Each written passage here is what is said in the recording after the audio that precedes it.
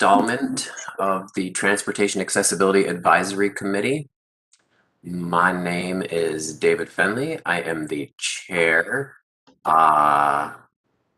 Let's just go ahead and fire this meeting up.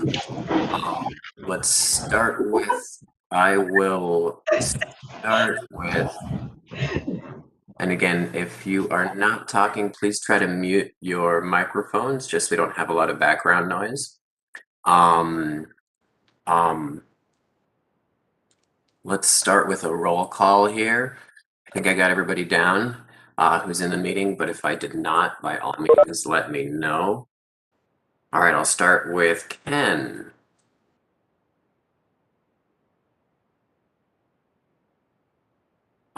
I'll come back, Ken. Eric? Here. Thank you. Diane? Here. Rachel? Here. Right. Chris?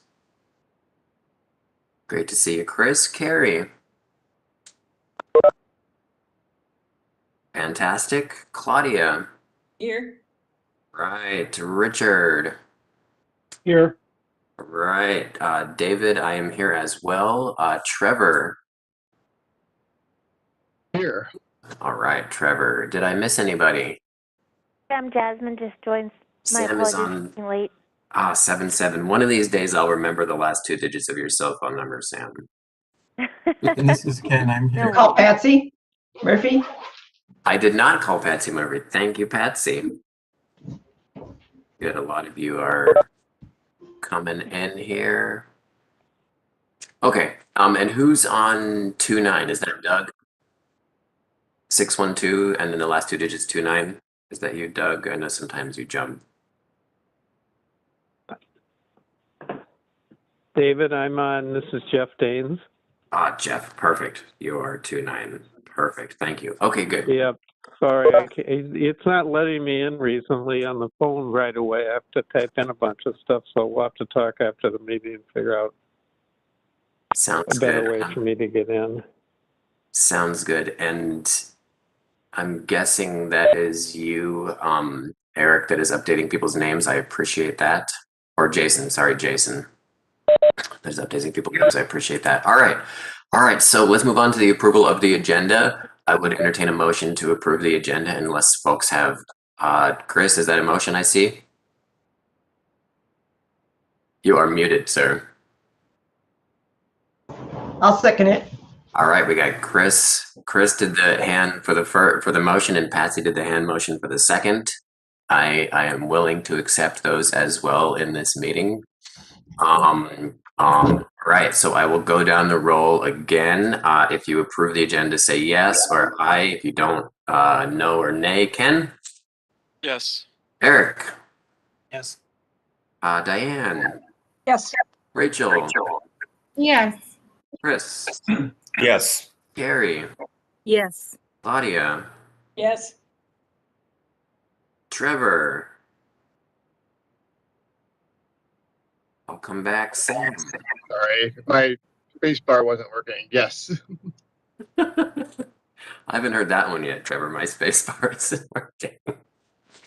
Sam, did you say yes? Yes. Thank you. Patsy? Yes. And Jeff? Yes. Perfect. I say yes as well. Unanimous. Let's Richard says on. yes. Let's move Patty. on. Oh, Patty. look. Patty joined us? Okay. Yes, I was having same issue, muting problems, but I am here and I'm here. And I mean, I agree, whatever. Thank you, Patty, and No. welcome. All right. Anybody have any changes to February's minutes? If not, I would entertain a motion to approve last month's minutes. So move, Jeff Danes. Second. All right, Jeff moves. Chris seconds. I'll go down the list, same order. Ken. Yes.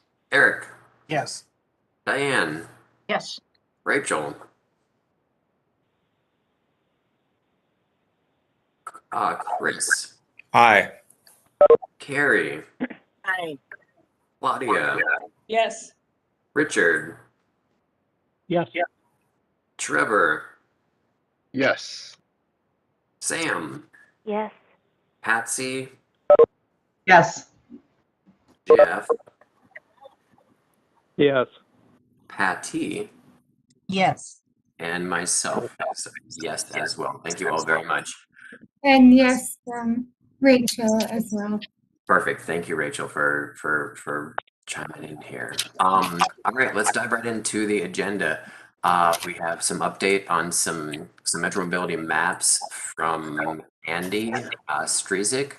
Are you ready? If you are, just dive right in, Andy.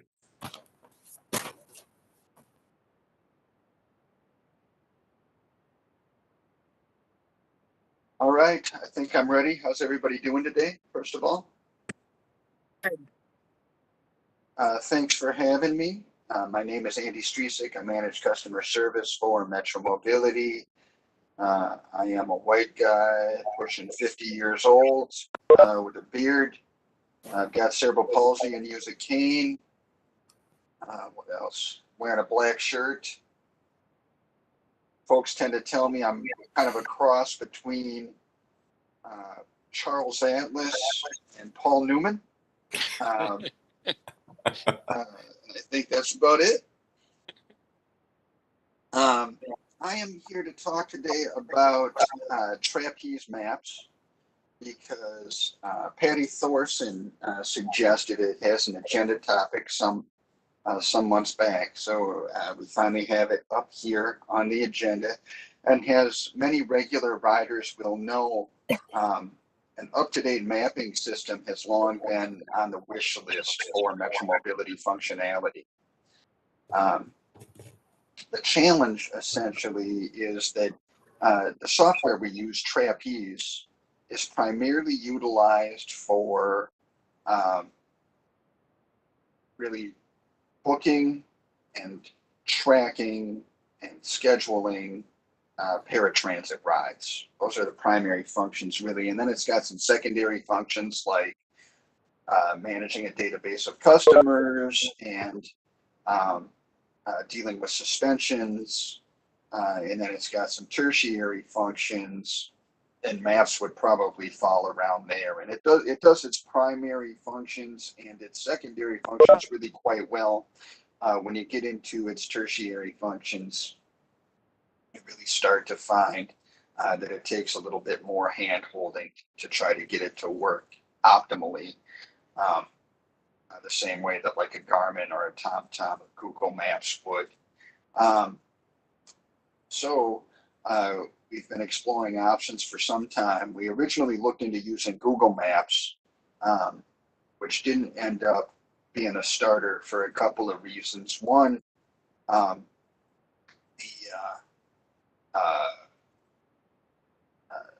Google Map usage would require that we move away from the rangers that we have on the bus to a tablet solution. And the tablets that we have found, even the ruggedized ones, are flimsy by comparison to the Ranger. They don't last, and there have been updating issues with them. We did try some for a recent pilot on Transit Link at the council, and they weren't real successful. So that was one reason that we felt we weren't able to reliably pursue a Google Maps type of solution. The other one is that Google recently did away with its bundled licenses and started doing only, an a la carte kind of a licensing deal, and it became cost prohibitive very, very quickly. We also looked at a non-trapeze solution on a pilot basis. EcoLane was that. Again, that's the pilot that we did on Transit Link, where we utilized some tablets. In addition to the fragility of the tablets, EcoTrain didn't quite deliver, I think it's fair to say, on everything that was advertised. And it wasn't a very satisfactory conclusion to the pilot on Transit Link for us. So operationally, EcoLane, also at this time at least, was not a great option. that in mind, we kind of doubled down on the existing Ranger solution on the hardware front. So right now we are probably wedded to Rangers in the trapeze system for 4 years at least. So then the question becomes, what can we do to improve updated mapping within that existing model? And we have partnered with Trapeze to talk about that, and they now have a relationship with TomTom. You know, they recognize themselves that this is kind of a new arena for them. Trapeze is kind of the industry leader in paratransit softwares. But again, mapping has long not been a key function. And in fact, you know, I've been at the council now for about 15 years. And for a number of years when I had started here, you know, the mapping solution was a King's map book in the driver's side door of the vehicle that, you know, that we put in every bus. And it was just the expectation that you be, you know, familiar enough with how to get around and use the map book if needed and go on your run. So in the scheme of both ADA Paratransit and in Trapeze's role within it, this whole mapping thing is still relatively new, and they have now partnered with TomTom to try to explore better options with that. Unfortunately, you know, when we look at the TomTom solution, it really is mostly about real-time traffic, which is something, you know, but not the whole thing. So it'll tell you about accidents, it'll tell you about road closures, but it won't tell you that out in this third tier suburb, there's a whole new complex and a bunch of new addresses that weren't there when the map was put in. So we recognize that this TomTom solution is not everything that we want, but it is a chunk of it. And then in talking to Trapeze, they've told us that if we pursue this TomTom package, they will come in and update our maps at that time. That then going forward, they'll come in at least once a year, or not at least, that they will come in once a year and update maps for us in the Trapeze system, you know, to give new updated addresses, changes to street names, etc. In addition to that, we have gotten approval from Trapeze to manually go in and update maps ourselves. And we just did that last week as part of layering in some new ADA polygons for ADA service area changes. We updated maps, so there should be approval seen there based on the most up-to-date maps that our GIS folks have.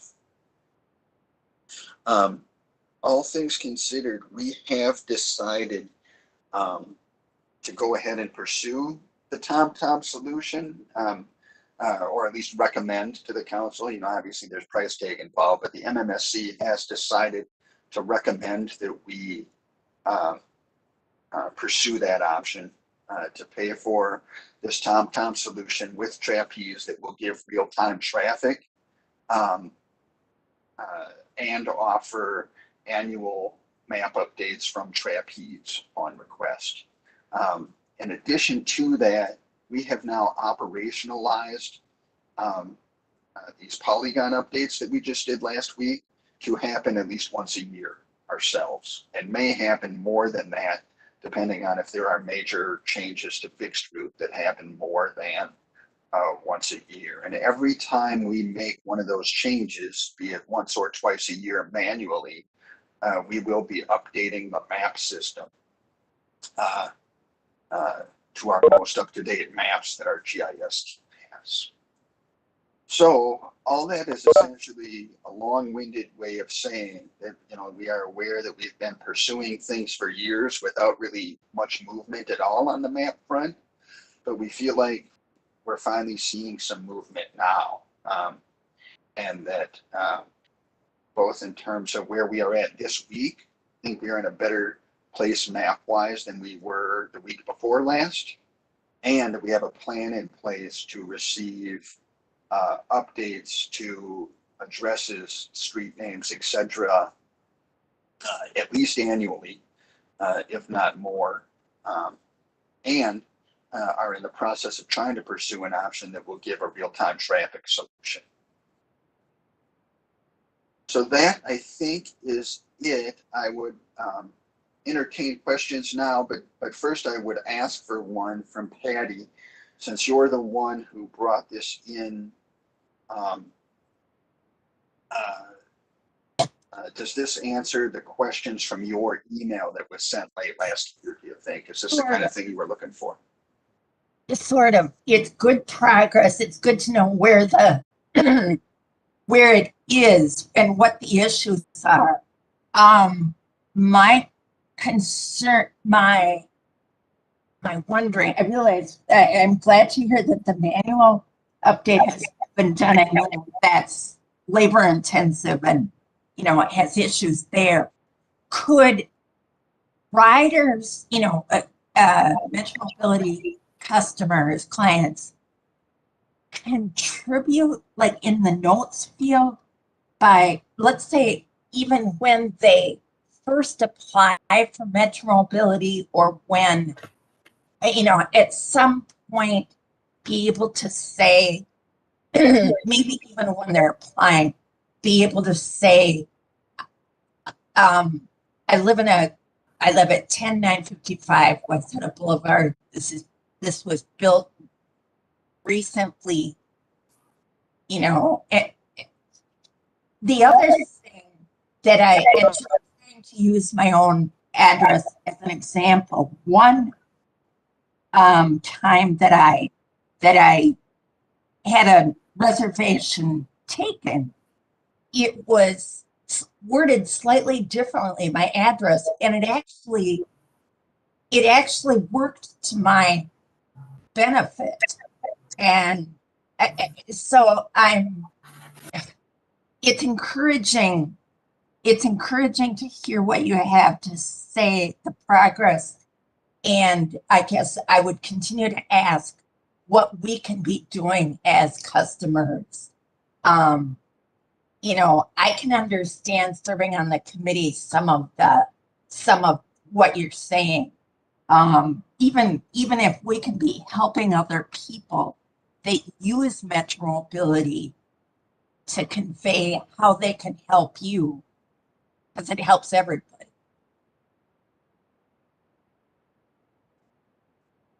I think one of the things that people certainly can do is, if there is something peculiar about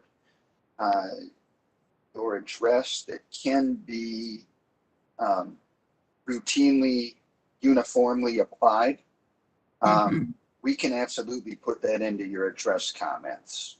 Right. And I know, one of the issues that we run into is that, and it's not unique to me, that people, that training maybe to read the notes field as well,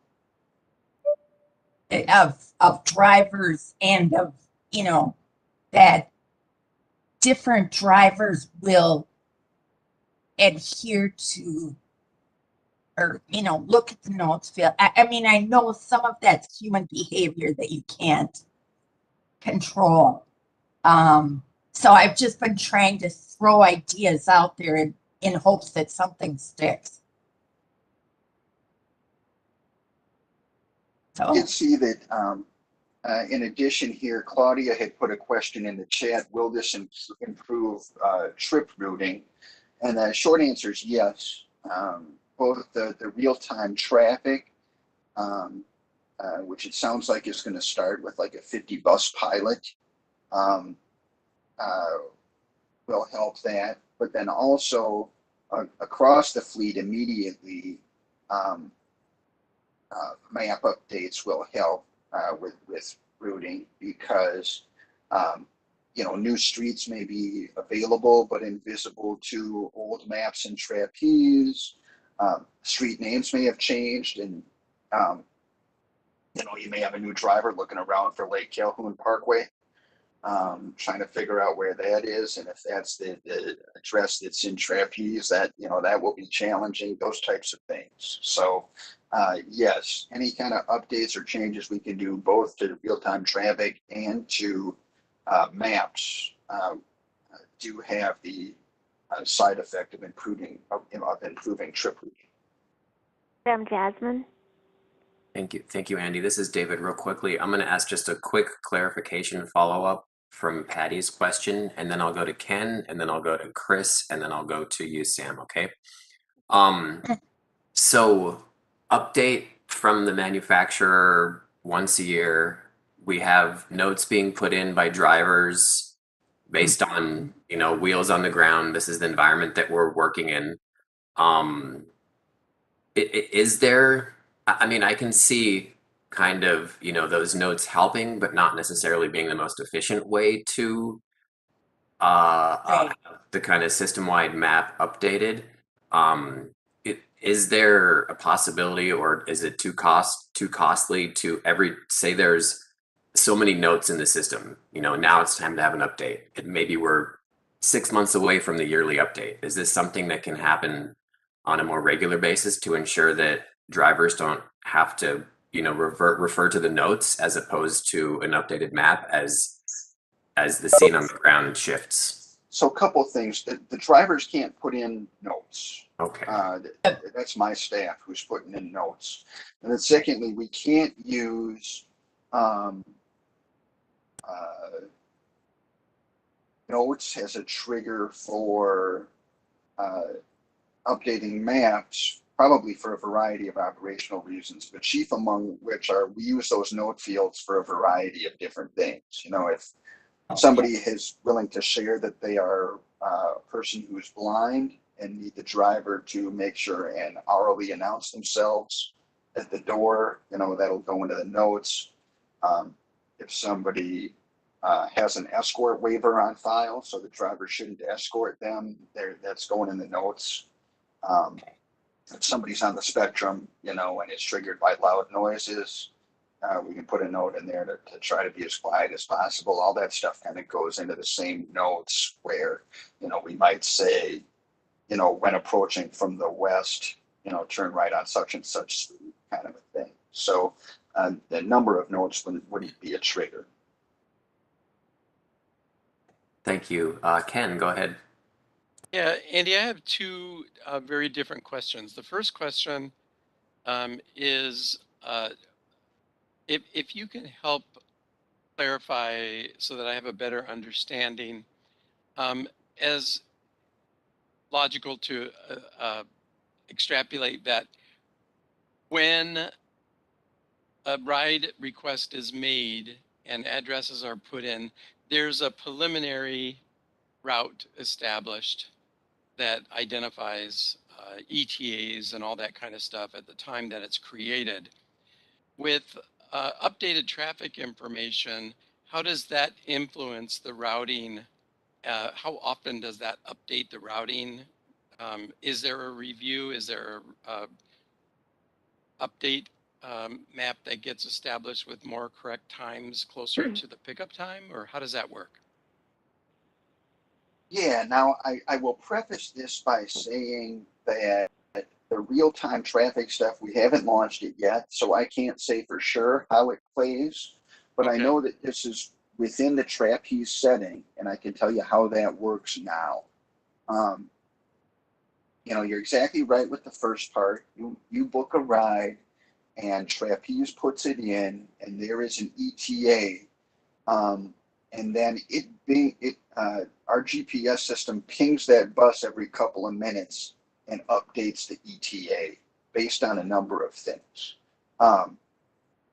It's just that right now that doesn't include traffic information. It would include where the bus is versus the average street speed for that time of day that is entered into trapeze.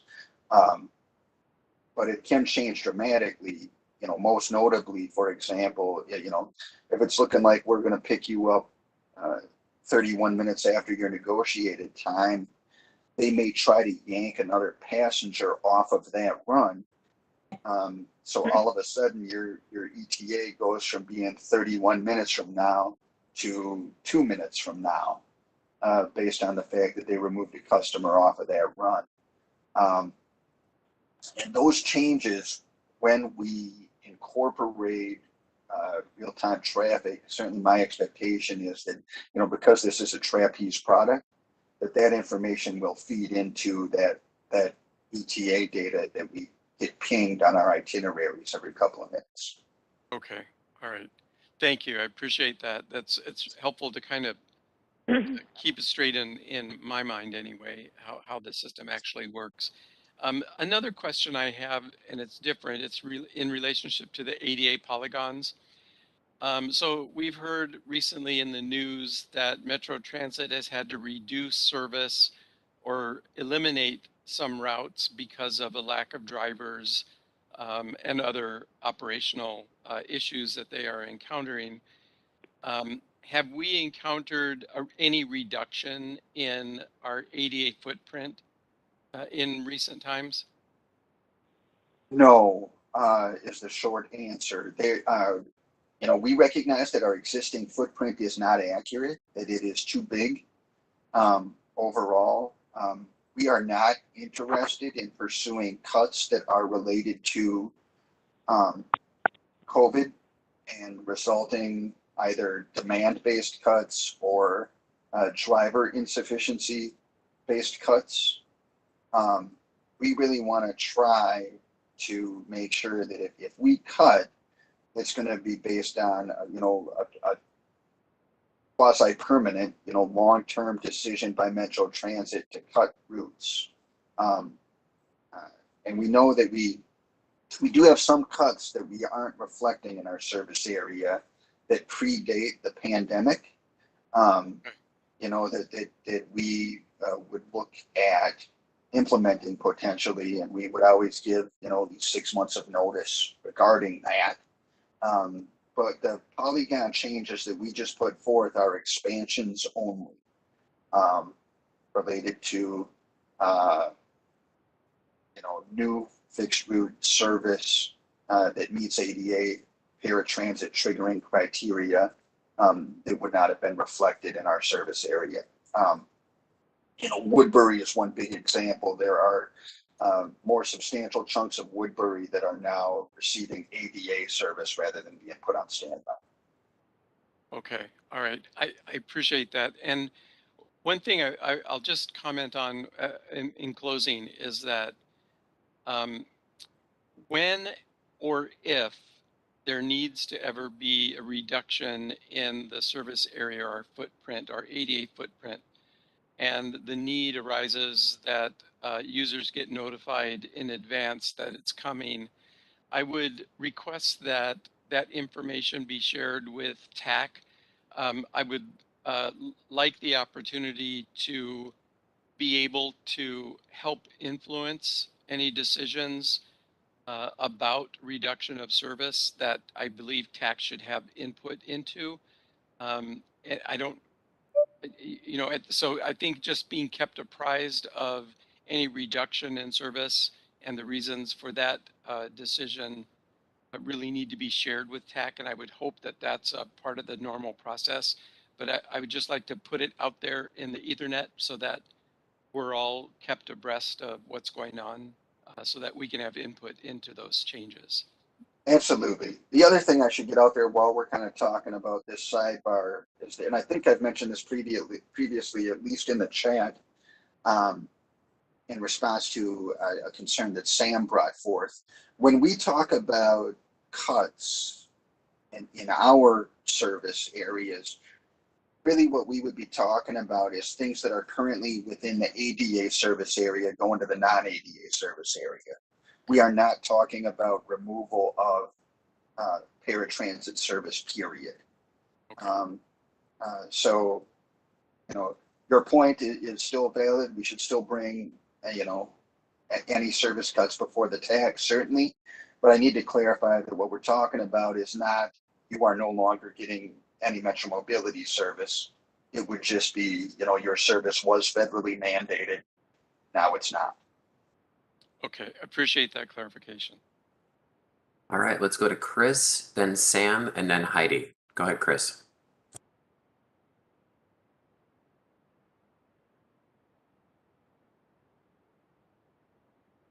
You are still muted, Chris.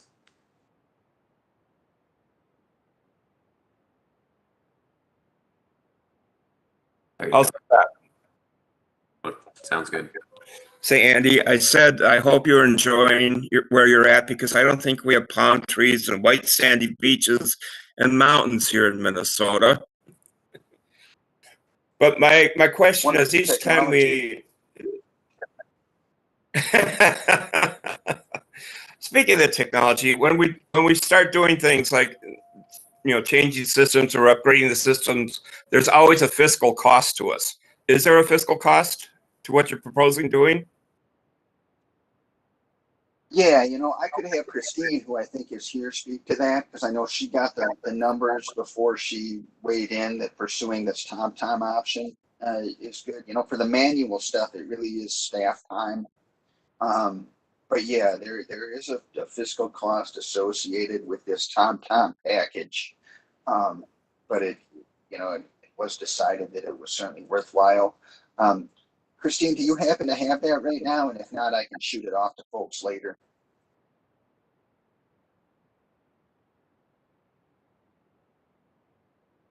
She may have stepped away too, so I can. The answer is yes. There is a cost. It was weighed prior to our decision to move forward with our recommendation to use the TomTom solution, and I can get for you guys what that is. Okay, thank you. Thank you, Chris. Sam, and then Heidi. And folks, if y'all want to get in line to ask questions, feel free. We carved out plenty of time for discussion on this because I knew that y'all would have a lot to say. So go ahead, Sam. Hi, Andy. Just a request for you to touch base with me after the meeting if you can in regards to our earlier discussion, either early this week or last week. But I do have a question in regards to that the trapeze we've been with for a little while now. So you said we are required to be with it for 4 years. 4 years from what date is my first question. And then the second question is the live traffic that you're presumably going to implement. I apologize if I missed it, but when will that be implemented? And will it be truly live traffic, or how often will that be refreshed? Will they need to wait for something? And the third thing, and I realize this is a lot, I apologize, but that drivers really do not often read the notes. And I can't emphasize that enough. And there's notes that are being put in there for a reason. This is one of the top at least 3 or 4 comments that I get when I speak to people outside of TAAC in regards to Metro Mobility is the notes are never read. And I can identify that has happened to me often. But one thing I want to ask in regards to that is I know that, and you've said it, that we do get transferred often if the driver's load gets too heavy, if for whatever reason. Are those notes not transferred with the ride as well? So I realize there's a lot of questions, and I'll wait for your responses. Yeah, let me think here, and I apologize. I might need you to go back for some, but Sure. First of all, unfortunately, I'm in meetings right after this, pretty much the remainder of the day. So I will give you a call, but I think we're probably looking at tomorrow morning. No problem. For the follow-up. And the not reading notes part, they are transferred. When a ride gets transferred, those notes are attached to the actual booking. So when the booking moves, the notes move. We are aware that that is a human failure point, and I can tell you that at every single driver training meeting, that those happen at least every other week and maybe weekly. They are told about the importance of reading notes. That is something we hammer on and do recognize that it's a failure point. The real-time traffic is going to be actually real-time. You know, I don't know whether it's going to ping every 30 seconds or every 2 minutes, you know, where it is, but that is real time, constantly pinging, essentially just like somebody's phone or GPS unit would do.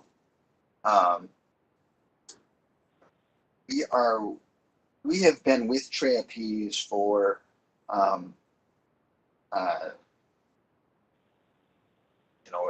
since at least I think 2012, based on when stuff was updated into the database, and probably before then. I'm sorry, I misspoke. At least 2002, based on when stuff was uploaded into the database, and probably before then. But we are kind of wedded to them strongly because of this Ranger purchase of 4 years from, you know, January 1st, essentially. So for this next 4-year period, we will for sure be continuing to be not only with trapeze, but with trapeze using kind of the existing Ranger hardware model, you know, with software changes over that time.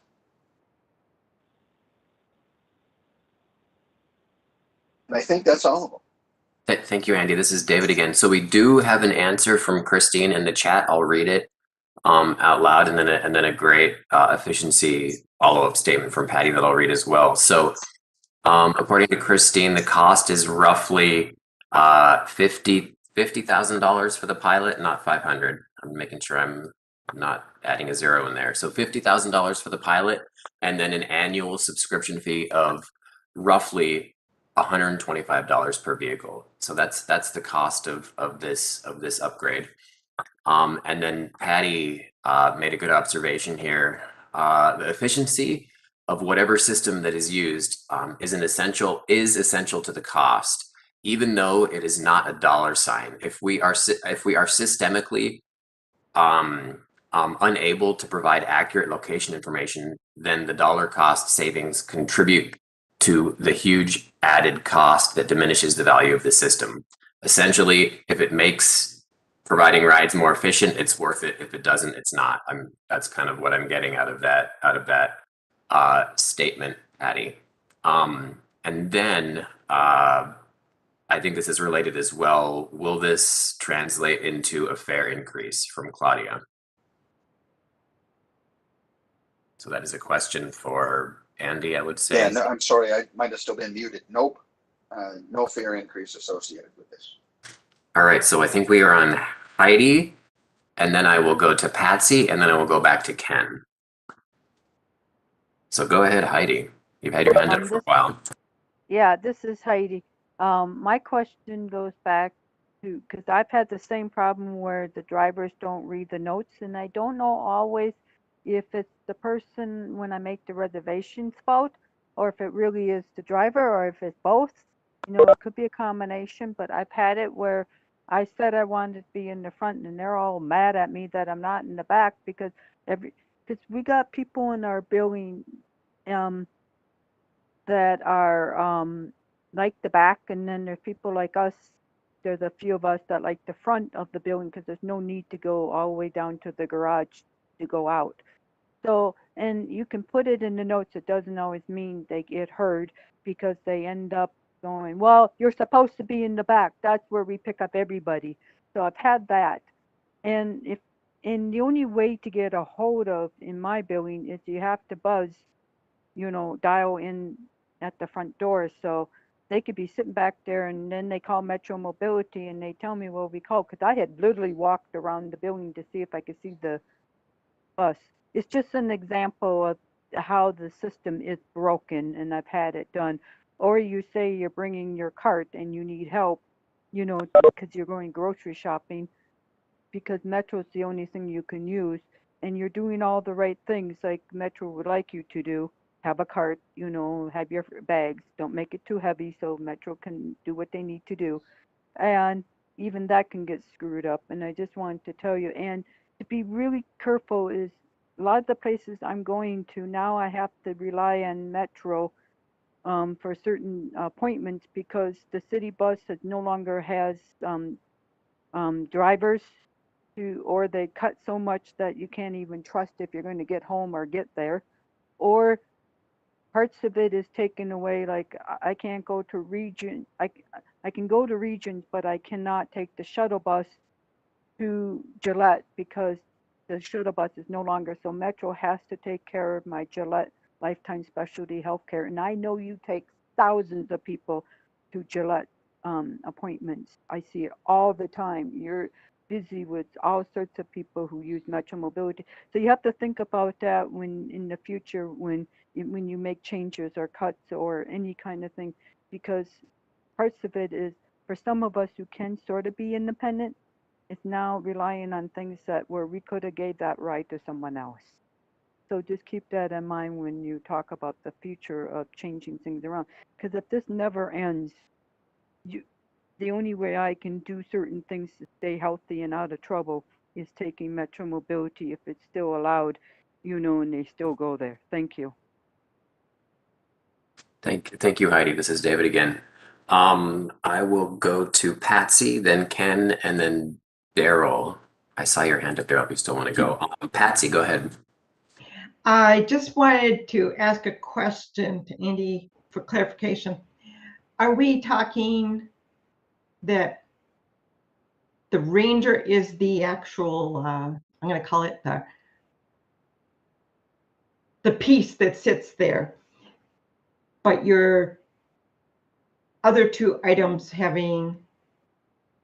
are those the system software process? So I'm kind of lost when you said you're bringing in TomTom, whatever. I hope I made sense. I think so. And I think the answer is yes. The Ranger is that hardware that sits on the bus that kind of looks like a big GPS system. It has the driver's notes, it stores their electronic manifest, and it can be attached to the what I still call footballs, the go-to card readers to take, that hardware on the bus. The TomTom suite, my understanding, and Christine certainly can correct me if this is wrong, but my understanding is that what we're talking about here is software that will interact with the existing Rangers. So that, it's not like there will be an additional GPS unit. It is that the Ranger, which already functions as a GPS unit to some extent, will do so more effectively utilizing real-time traffic, just like you would get on, your phone app or a Garmin or a TomTom dashboard system. So yeah, it'll be a software solution to that existing piece of hardware. Okay. The other thing I was going to comment was, I heard you, Andy, saying that your system checks the status and how far away a bus is from picking up somebody. And it made me kind of chuckle because there was numerous times when I was going to the Capitol and I was sitting there waiting for my Metro, that I would be on it, and then all of a sudden my phone would ring and it was that recording saying your bus is 5 minutes away. And I'm like, I'm on the bus. So I don't know if people answer that. How often is that thing checking? And also I've gotten it where it tells me it's 5 minutes away, but it takes 10 minutes or whatever. Yeah, it does it every 2 minutes. But that imminent arrival call is its own issue. It can get backed up in the queue, particularly during peak time. So you could be told, your bus is coming in 10 minutes. That call could get triggered, and then it's essentially waiting in a queue to send that call out. And if everything stays as scheduled, you're probably still going to get it at about the right time. But if a dispatcher takes somebody off of your run who was going to get picked up, so that you get picked up earlier than expected after that 10-minute call got generated, the updates that happen every 2 minutes won't impact the status of that imminent arrival call that's already waiting in the queue. So even though I could probably look in the software and see that you were on the bus, that call was waiting to go through and is going to go through. That's like just like with both the phone Bruce? calls, and if you call to find out what an estimated ETA is, you should just be aware that that is a moment in time. So, you know, similarly, you could get a call that says that the bus is 10 minutes away from you, but then if a dispatcher adds another pickup, they might go from headed your way to pick you up to going to pick up somebody else. In which case, obviously, it's going to be more than 10 minutes. If it looks like they can do that and still get you within the 30-minute pickup window, they will utilize that. So that 10-minute imminent arrival or calling and asking for an ETA is a useful tool for a snapshot of a moment in time, but it certainly shouldn't be relied upon, you know, or viewed as something that's set in stone. Thank you. All right, let's go to Ken, and then Daryl will finish us off with the question here. Go ahead, Ken. Okay, just a logistical question.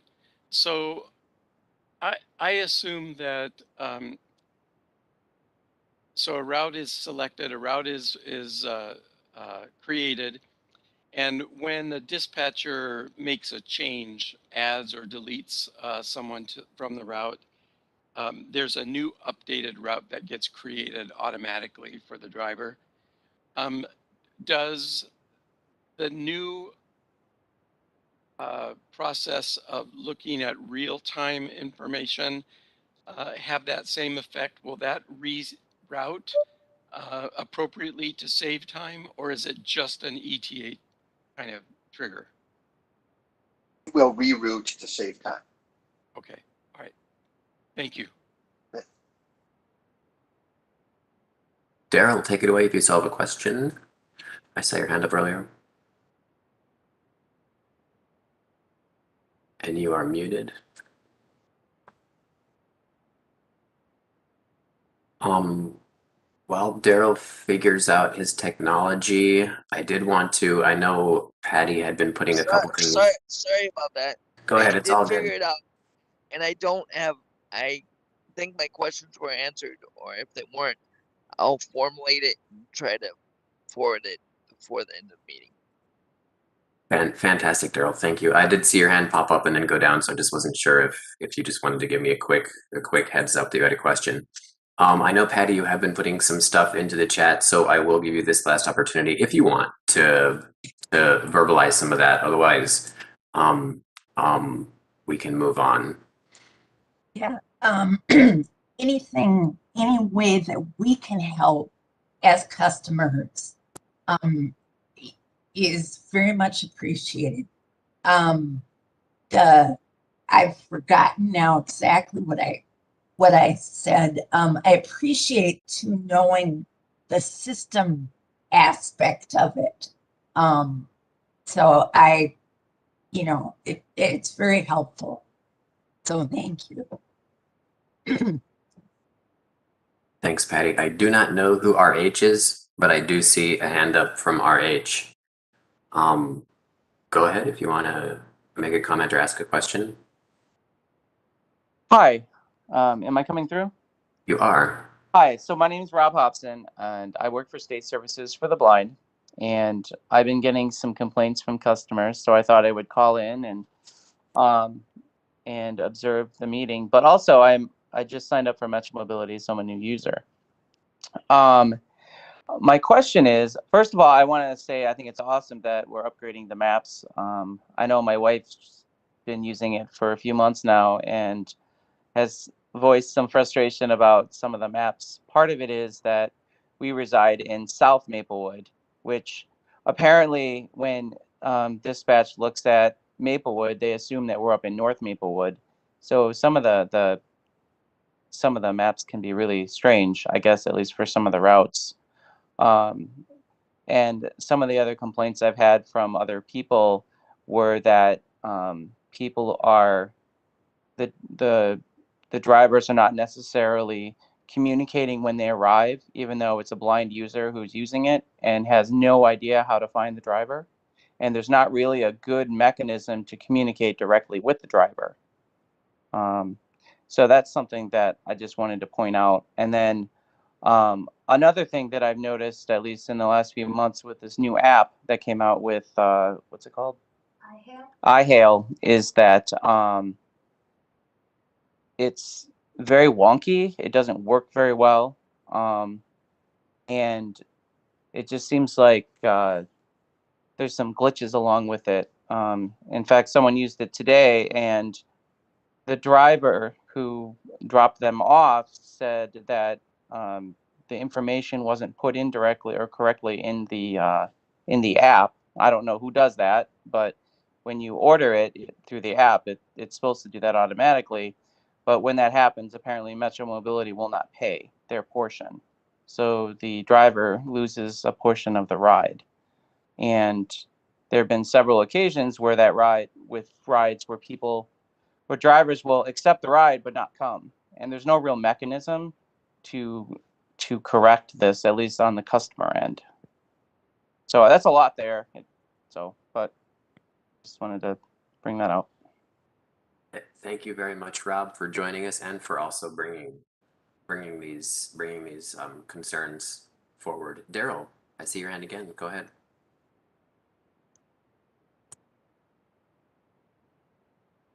I will say too, thank you, Rob, for bringing it to our attention. I will say that I had the opportunity to use iHealth for a couple years, about 3 years ago, and they were experiencing some of those same issues then. Generally, they experience a lot of those issues where drivers won't pick you up or they'll accept the ride. If you're a wheelchair user or somebody in your case that uses that's visually impaired, uses a cane, a lot of times those drivers, they'll offer to pick up those rides because they're required to pick up so many of them within their period of time.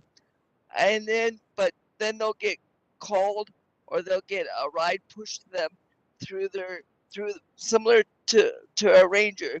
They'll get a ride pushed through their mechanism, and they'll decide, well, I can pick up this person instead because they're paying cash, and these guys are in a wheelchair, or these guys use a mobility device, so I'm just not gonna honor that pickup that I agreed to pick up.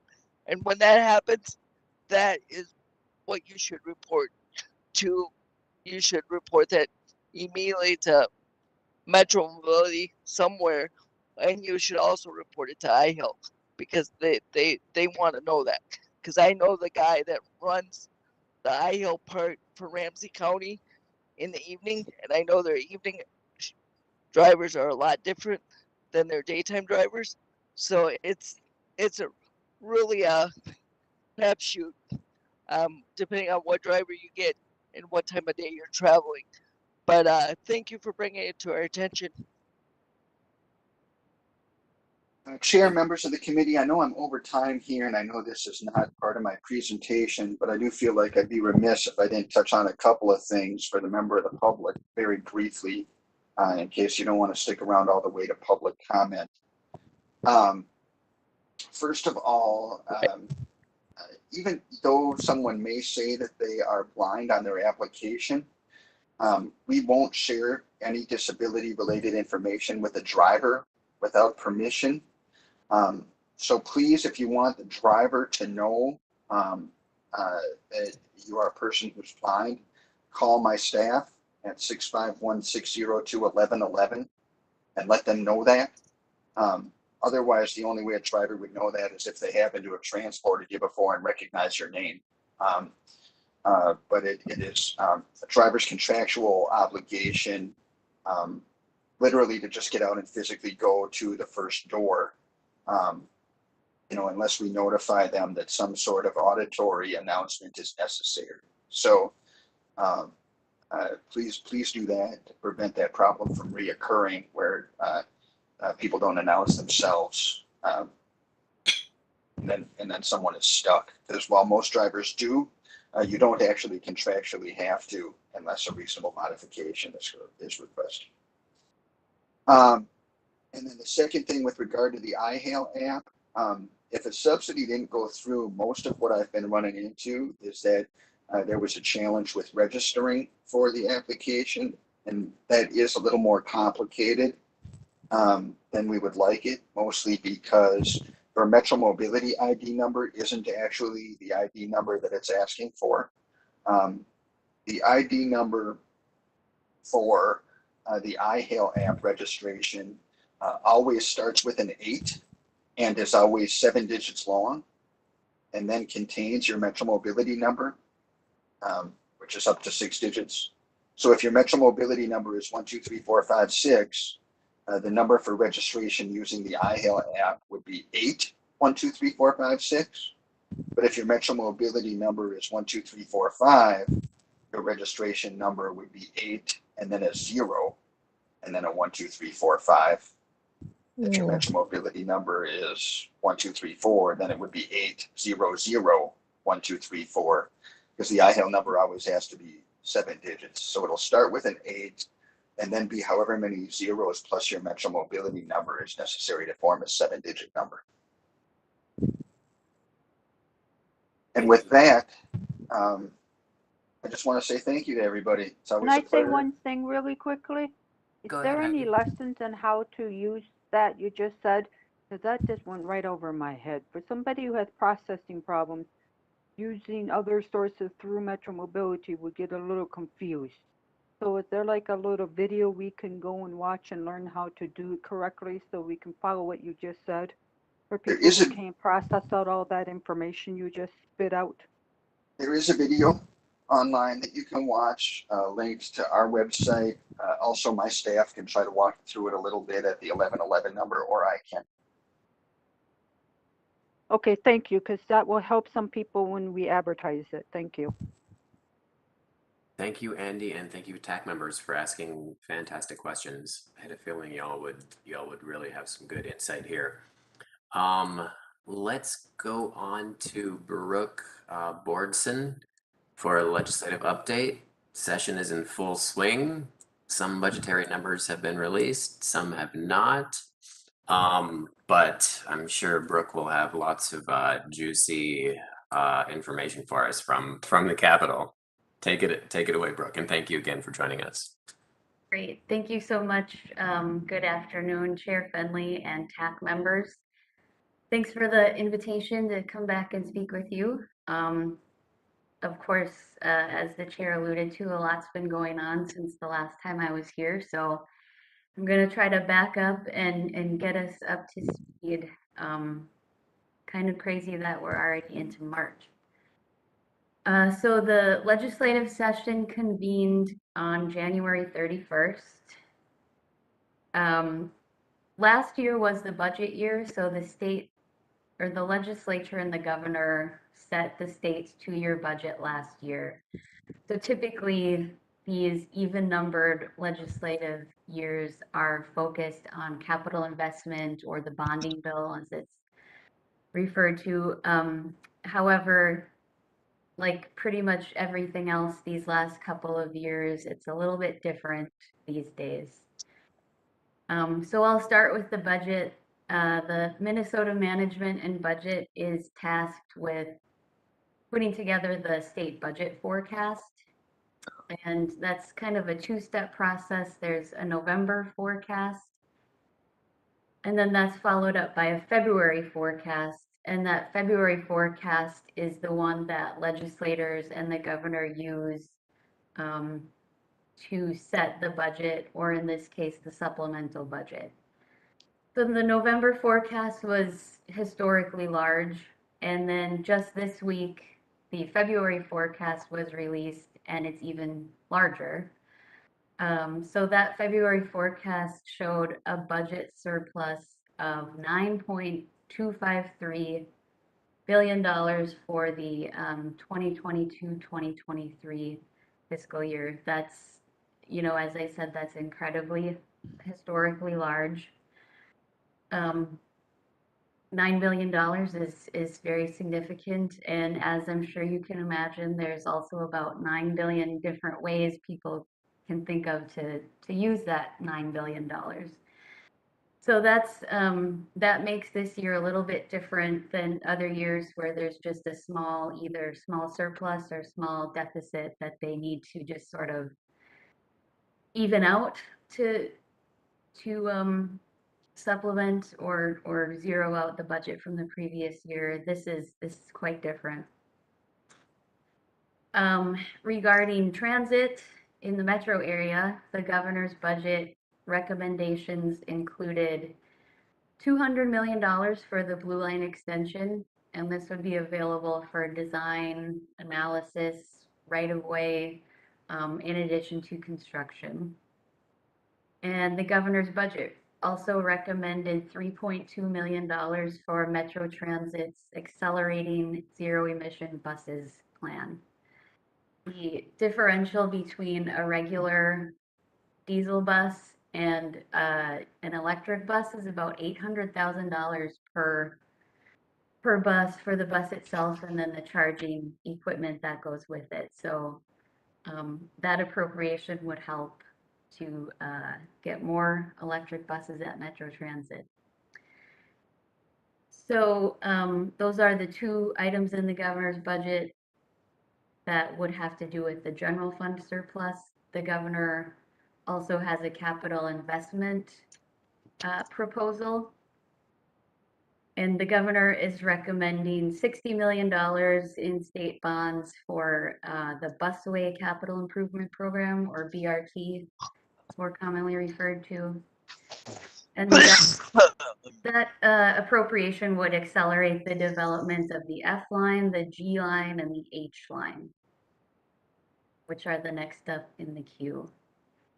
So given the size of the surplus and the fact that this is a bonding year, that's most of the discussion at the Capitol right now is focused on those two things. A lot of hearings on budget proposals. The Capital Investment Committee in the House meets quite often. Here's a lot of requests for funding. So even though it's okay. a lot of the Hold on just one second. Just mention- We're getting some. Just 1 second. Can folks please mute? We're getting some background noise. All right.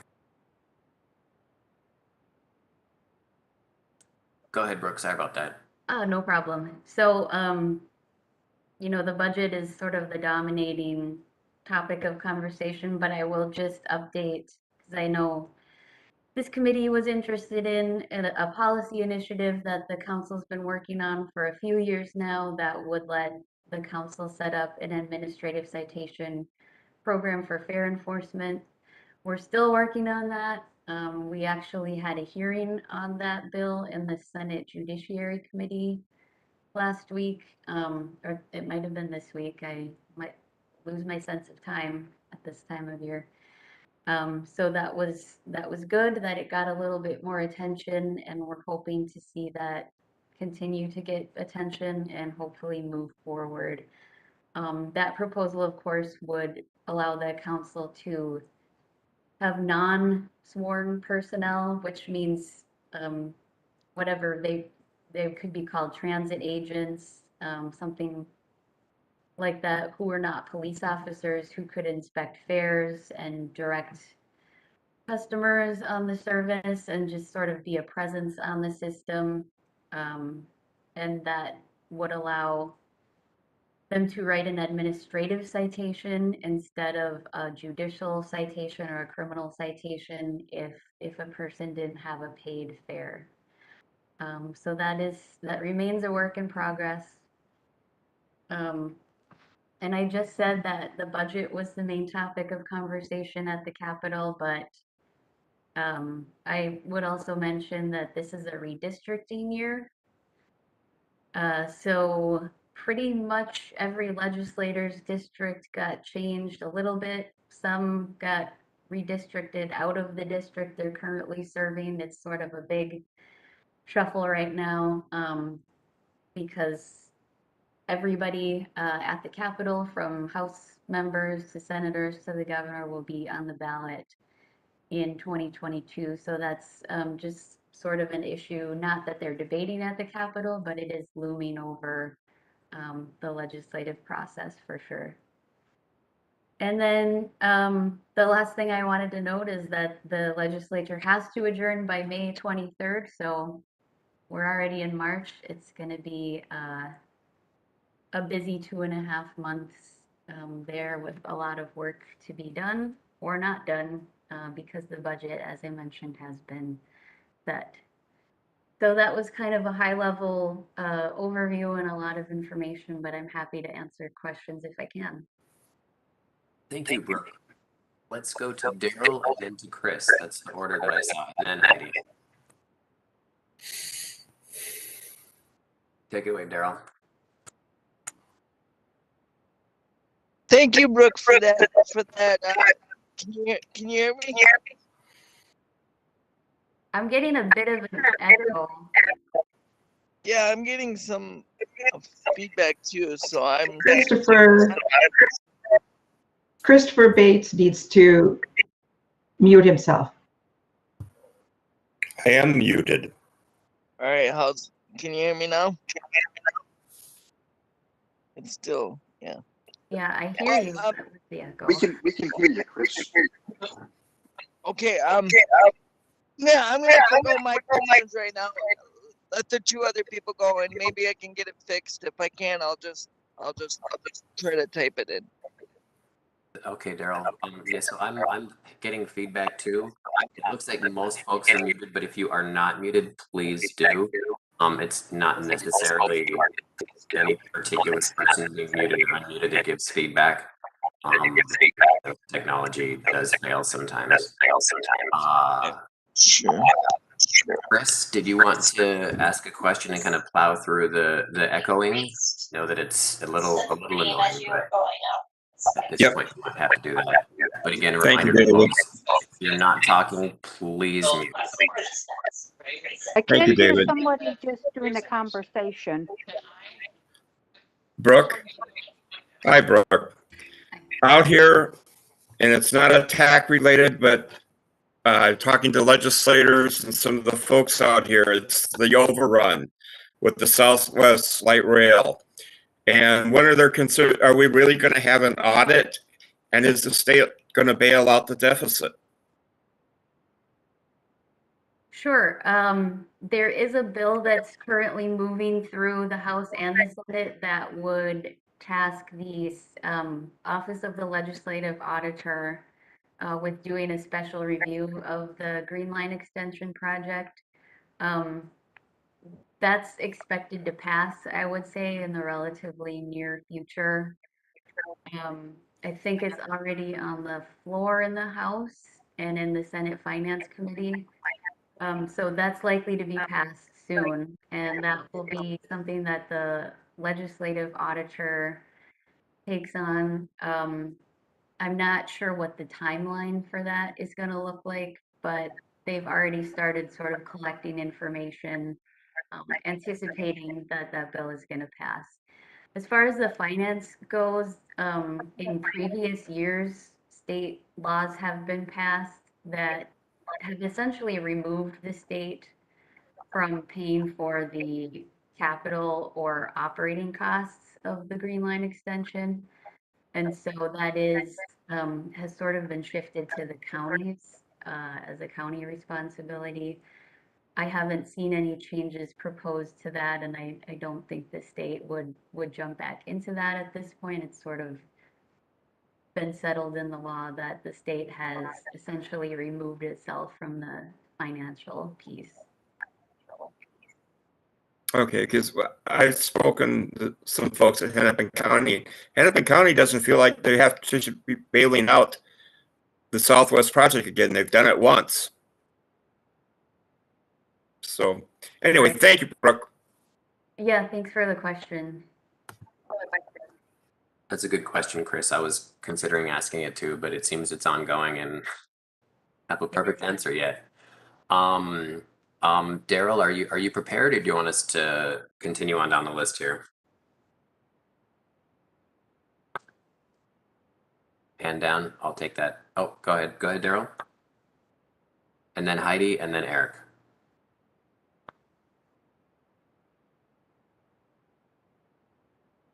All right. So nothing from you, Daryl. I'll come back if you want. Heidi, go ahead.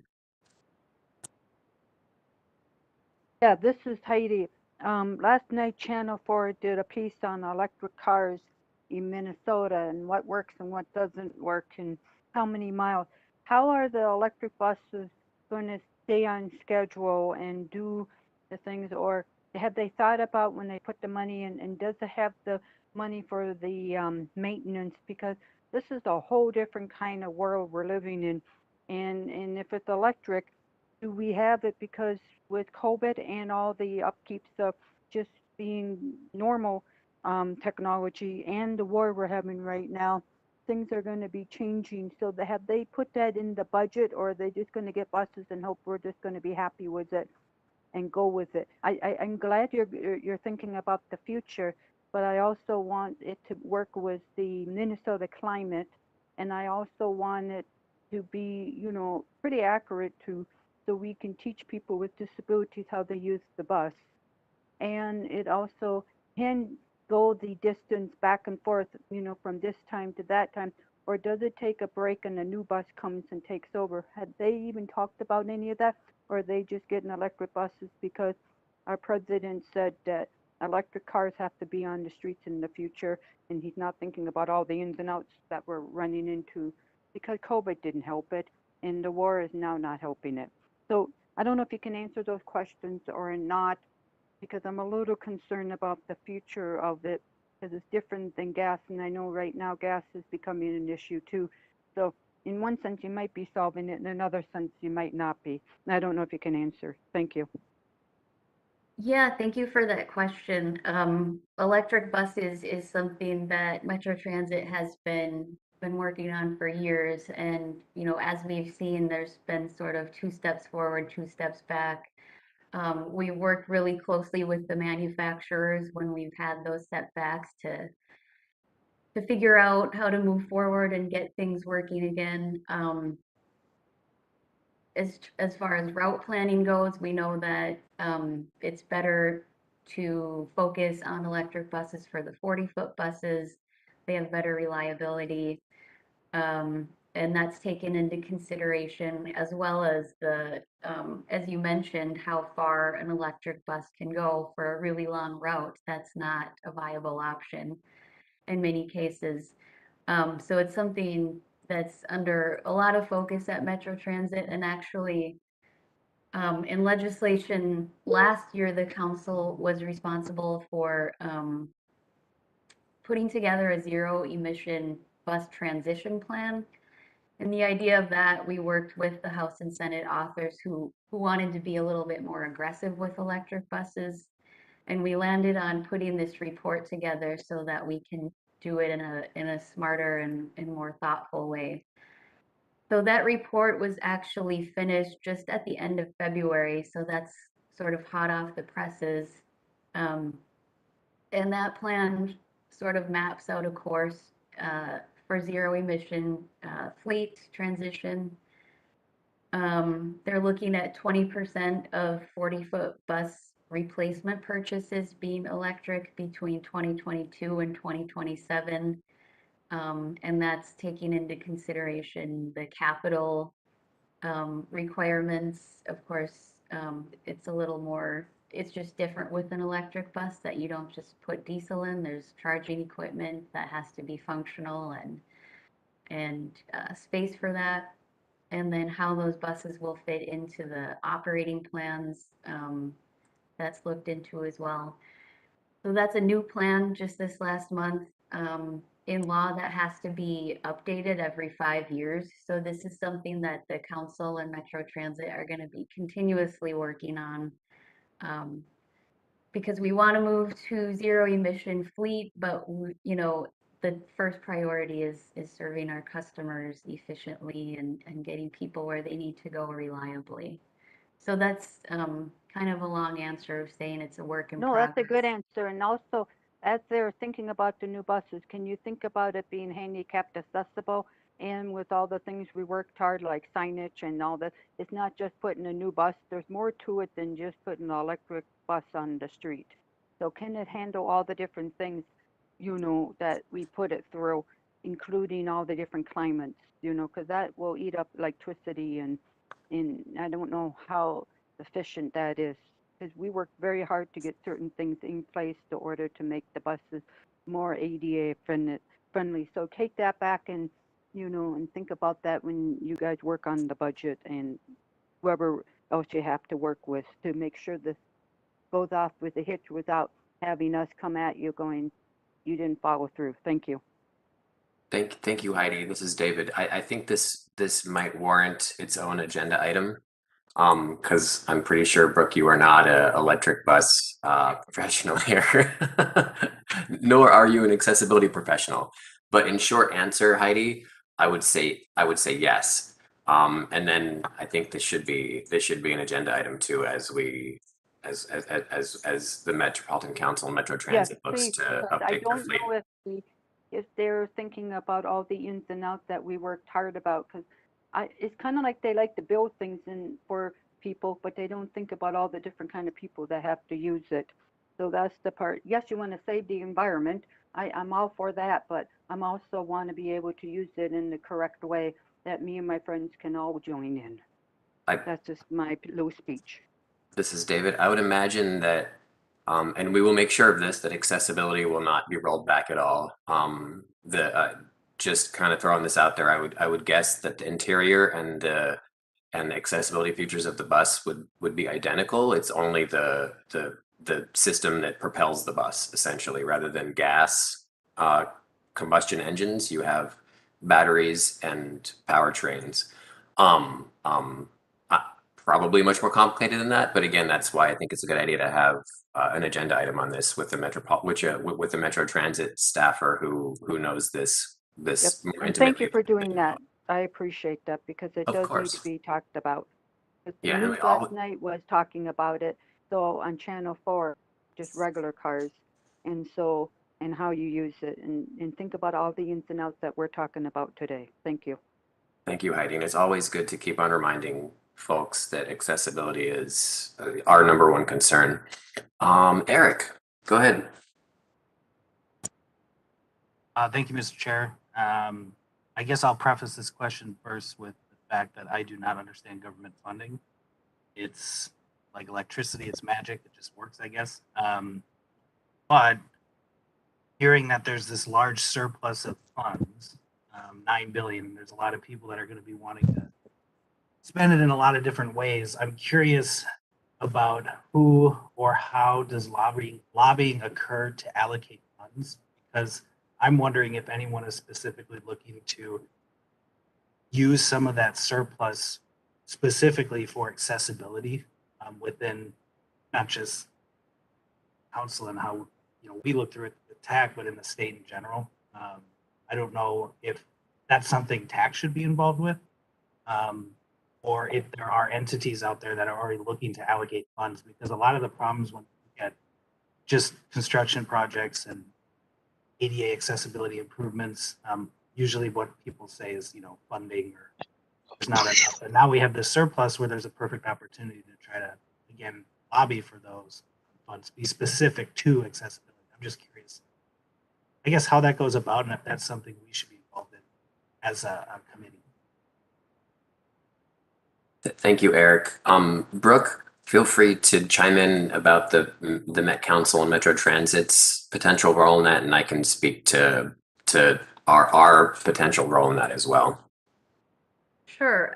So the Met Council is, the chair is a member of the governor's cabinet. So we sort of function in that way, like other state agencies. And so what the governor's proposals are, that is our position. So we're supporting the 200 million for the Blue Line, and we're supporting the funds for accelerating our zero emission bus plan.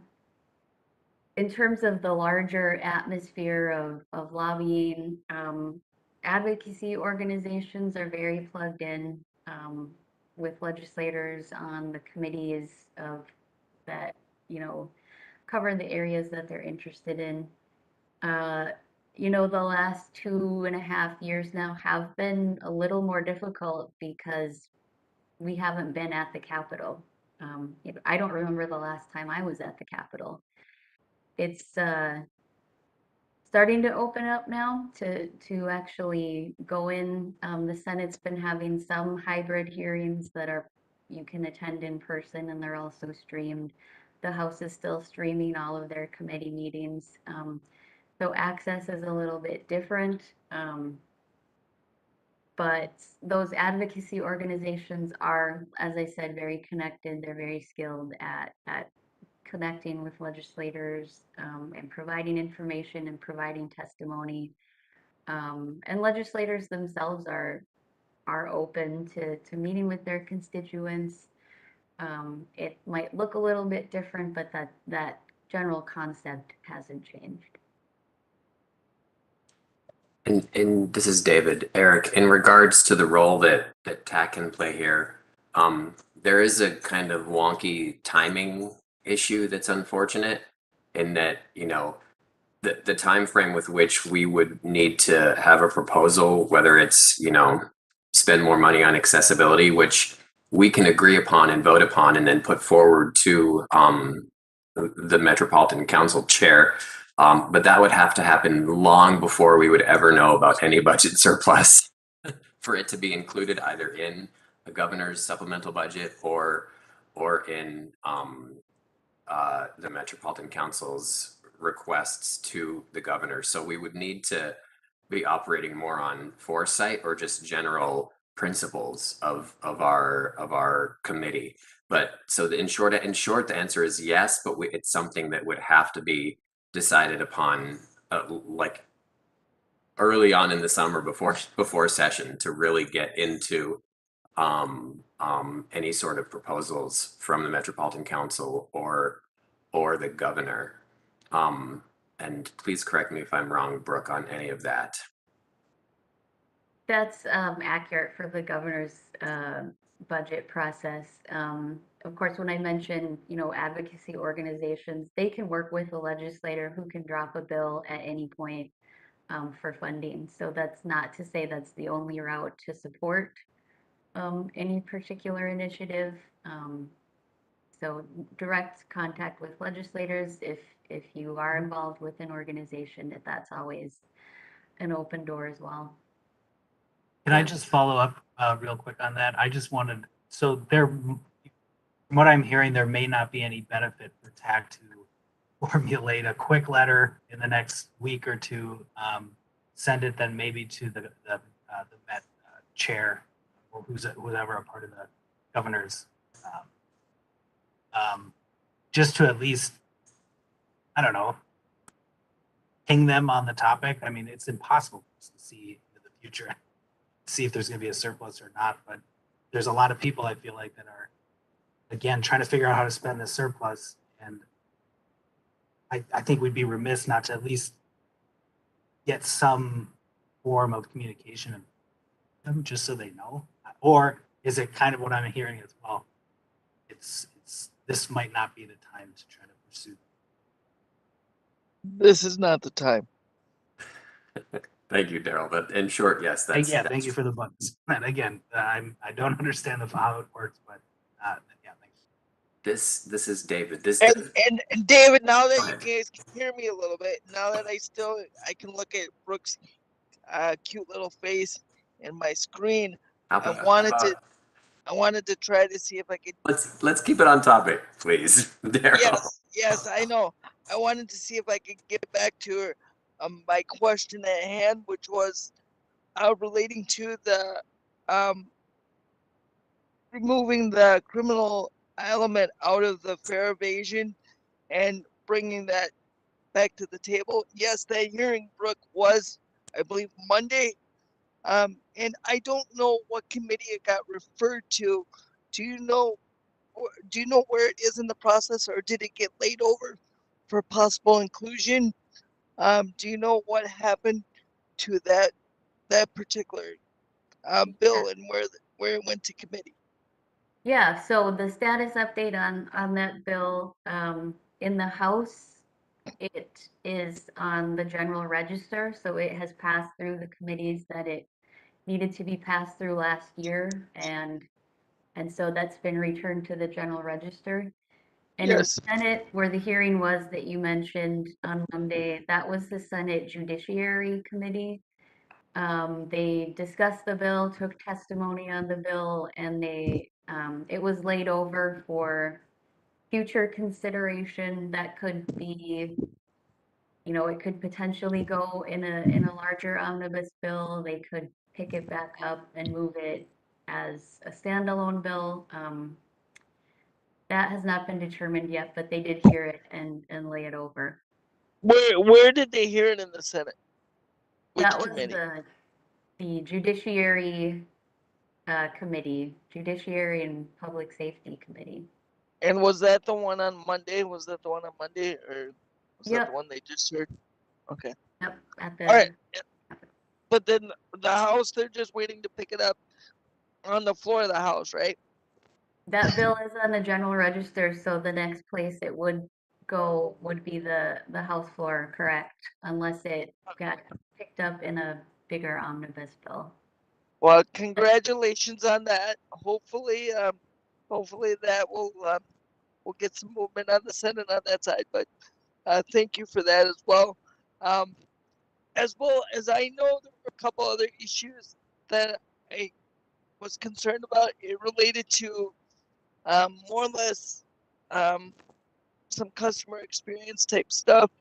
But I think it might be best if I take those questions offline. Reach out.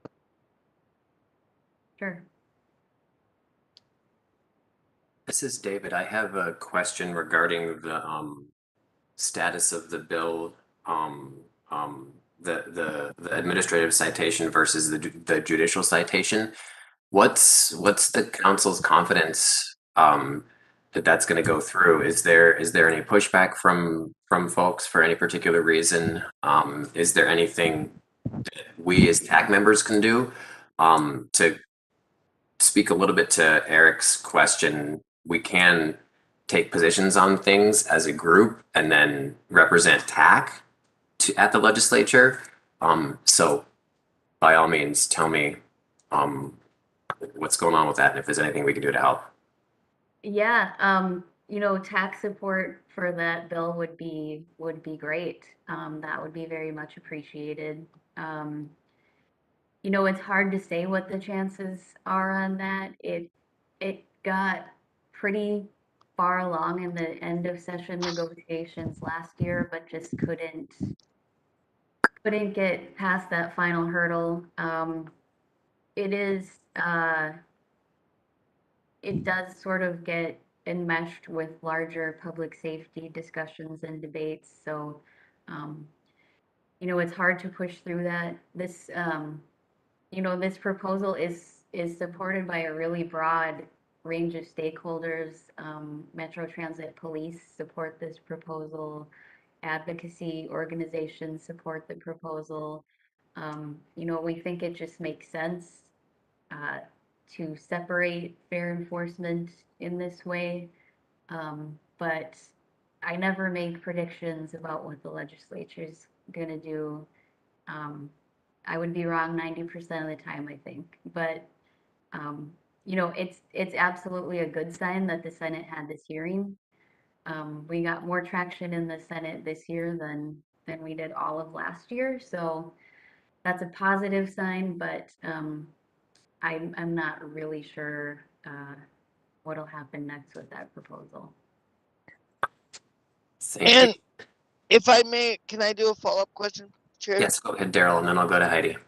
Sorry about that. So if like a piece of legislation like this, how small it is or how complex it is this something that to one of our members' comments about trying to get something in the governor's budget takes months ahead of time before the legislature starts. And we know that we've been talking about fare evasion and those kind of things, and we've been talking about taking it and making it more of a administrative citation than a criminal element. We've been talking about that for about 4 or 5 years now. So is this something that if somebody did have the ear of the governor or some legislator, is this something that they could be talking to them and saying, hey, yes, this is the time we could do it because we have a budget surplus? Because I'm assuming that there's going to be a cost to this, and or cost shifting somewhere. So is there some way that we could use the fact that there is a surplus, and today would make more sense to do this than to do it a couple years from now, or to do it in the next session? Yeah, that's a great point to bring up. The cost, that's always a consideration at the legislature. The council's position is that we would assume those costs as part of operations. So we're not asking the state for a general fund appropriation to fund this program. Okay. Which helps, to be frank, that we're not asking for the funds for it. But, as I said, all support is good, and it does help keep some attention around this, keep it, at the top of legislators' minds so they don't just sort of say that they had that hearing and then not come back to it. But to your specific question, we are not asking for state funds for this bill. And I see a question in the chat. The bill number in the House, it is House File 1306, and our author is Representative Elkins. And then in the Senate, it is Senate File 1513, and that is authored by Senator Dibble. Thank you, Brooke. I'll go to Heidi in just a second. I do want to make a proposal here. We have a little bit of time, but I don't want to rush folks on this. I don't necessarily think it can wait till next meeting. This is why I'm going to say this now. But if we do want to have a discussion and then make a decision as a group as to our position on House File 1306, the bill that Brooke was talking about, I would be open to doing that today. If possible, I would like, if possible, Brooke to stick around to maybe answer any clarifying questions that the group might have about that. I can't see it taking too long. Again, respectful of your time, Brooke. If you have to run, that's okay. I could probably pull the bill up and fill in. But I just want to put that out there, and then I will go to Heidi for a question. Yeah, the fare evasion, where people get on the bus and don't pay. Is it just the bus? Because I see it on the trains and the bus every time I take it. So how do you force it in a way? Because also you need protection, because I have seen this for real. Are you thinking about the driver who has to take the blunt of whatever they throw at them, when they start having an attitude? Has that been written in there, or has Metro talked about it, or has this legislator? Because I actually seen it one time, and I think he had a bunch of different problems of his own about the world. And because I sat right next to him, I was already on the bus, but he sat next to us.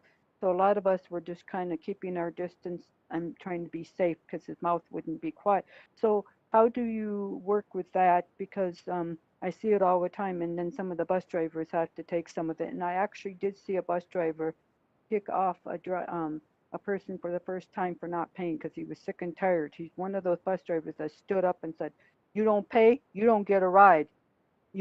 But a lot of them just let it go, and these people know that they're breaking the law, but it's just how do you protect both sides, or how do you make this work, or how do you force it? I mean, I just wanted to bring that to your attention when you're writing the bill or talking about it or trying to get it to work. Thank you. Sure, and that is a really important point. That's something that did come up for discussion in the Senate hearing. these would not be police officers doing this inspection. And so how do we provide safety for them, in those events where somebody was belligerent or something.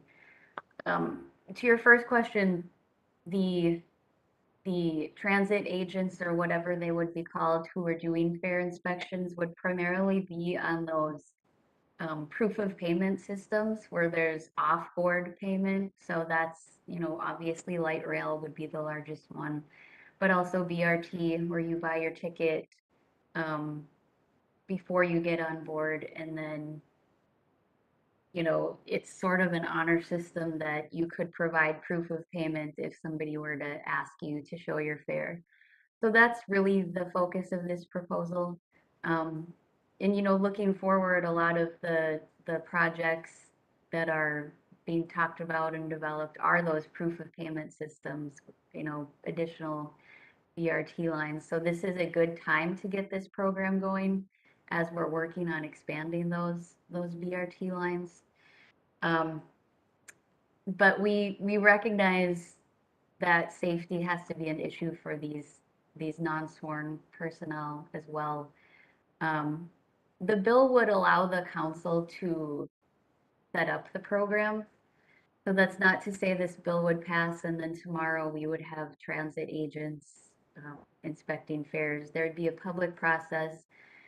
There'd be a lot of careful consideration about who these transit agents were, how they were trained in de-escalation.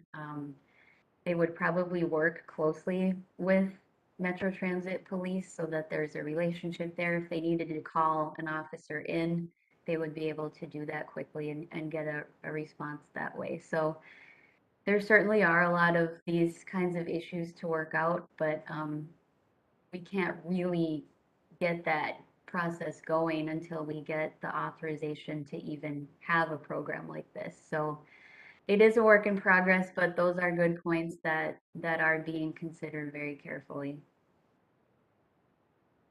I just thought to bring it up because it's kind of hard to put something in place when it's already broken to the point where, you don't know how to fix it, but at the same time it needs to be fixed because it is a fare honor system. When you get on the bus, you need fare. When you get on the train, you need to pay your way and you cap it. It's just that the system is very broken and I see it every day. And I don't want to blame, certain groups of people, but it just seems like we got certain groups just thinking they can get away with it. So just think about that when you're working on it. Thank you. I don't want to get into motivations or stereotypes at all about fare evasion here. We're mainly talking I know that, but Heidi, it was not a question. I do Was want to say asking a something, response but to. they do need to talk about that, and No, we then don't. they need to take that back and look at it Heidi. because we're in the state right now where Heidi. we're looking at race and we're looking at Heidi. certain stereotypes. So we have to look at all angles of this Heidi. because I see it every day. I'm not going to shut up Please. about it because it's the honest truth. You're That's what I'm going to say. Daryl, go ahead.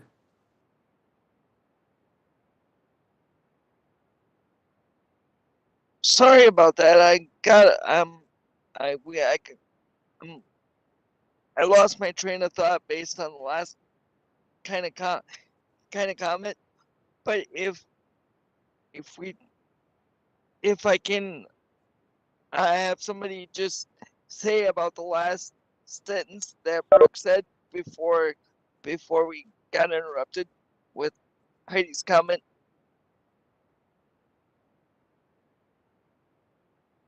I'm sorry, I didn't catch that, Daryl. Is there a way that somebody could say maybe the last sentence or two of Brooke's comments before Heidi jumped in and made her comments so I can figure out where my train of thought was? I was just mentioning that, the bill just gives us authorization to.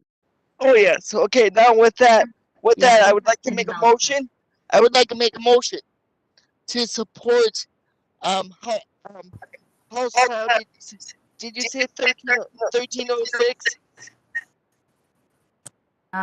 Let me double check myself. 1306 is the House file.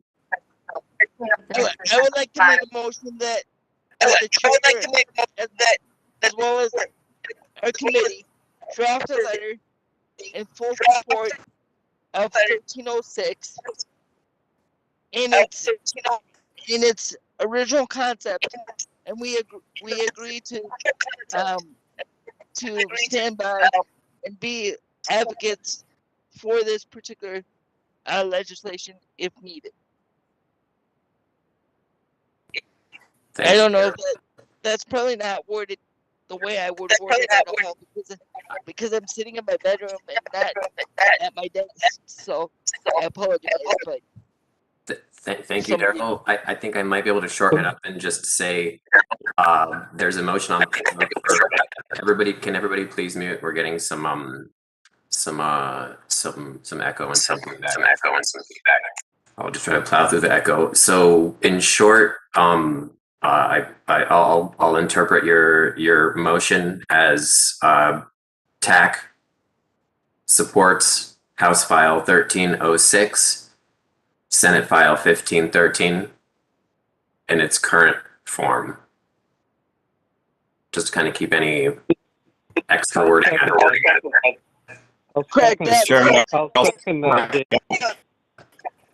Hold on, we're going to do one at a time here. If you want to talk, please raise your hand. Daryl, can you put your hand up so I know if you want to talk again?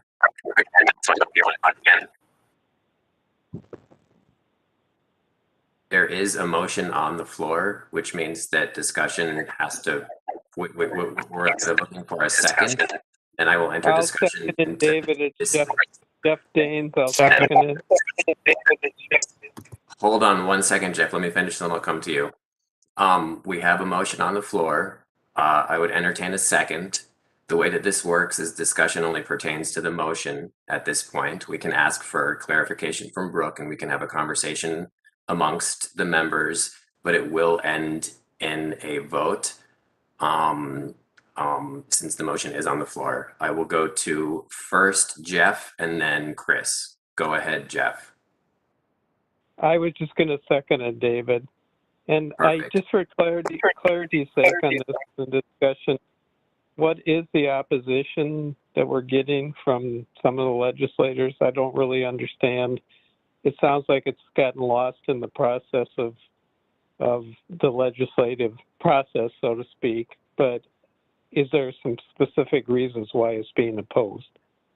And I'll unmute. Thank you, Jeff. This is David. We have a motion and a second. I am willing to have it open to discussion now. It'll be one at a time. I think I can attempt to answer your question, Jeff, by reading into a little bit what Brooke said surrounding the legislature's overall kind of packaging this with their overall public safety concerns. I would imagine that a similar opposition, whether founded or not, would come to this particular bill, that it does come to the larger public safety discussions that are happening in society and at the legislature. Brooke, is that accurate? That is a fair assessment, yes. Okay, Chris, go ahead. No, David, I was going to second, and also the question on who is opposing it. Because my history, and Brooke, I was a lobbyist years ago, that it gets into a metro versus, urban debate on cost and all that stuff, but it just makes too much common sense to pass this bill in this environment. I have a question. Is there a fiscal note attached to the bill, Brooke? There is not a fiscal note on this bill. The council has said we would take on the cost of the program and incorporate that into our operating costs.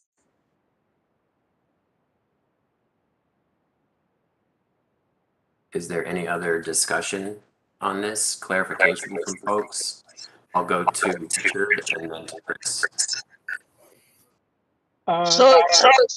So Chair, if we are to pass this, does this mean that you would draft a letter in support of that bill, or how would that look like? Sure.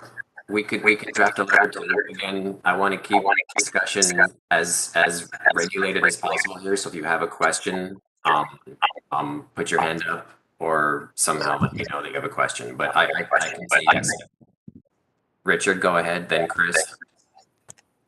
So my question is, then I find, as a citizen, I find fare evasion very annoying, and when I see it happen, it's annoying. But my question is, why in particular would TAAC be taking a position on this?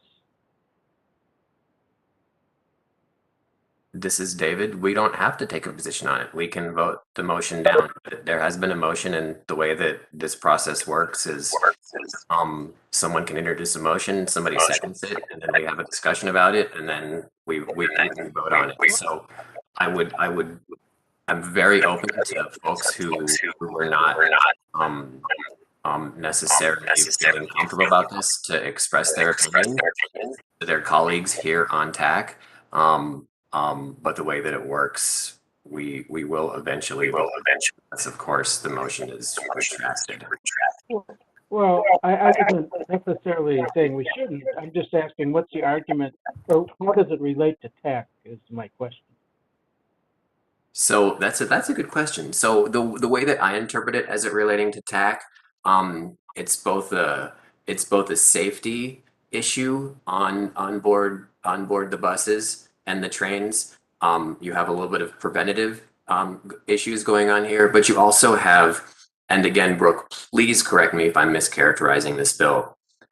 Essentially, it's making it not as criminal of an offense to evade fare. Is that a misrepresentation?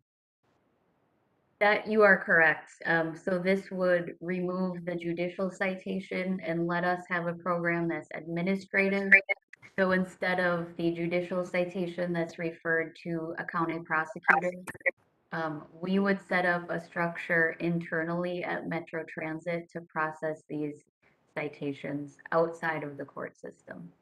Thank you. So I would say that for whatever reason these folks evade fare, I would imagine that there is a number of those people that have disabilities, so they would fit into our community. And again, we're not going to talk about why people evade fares.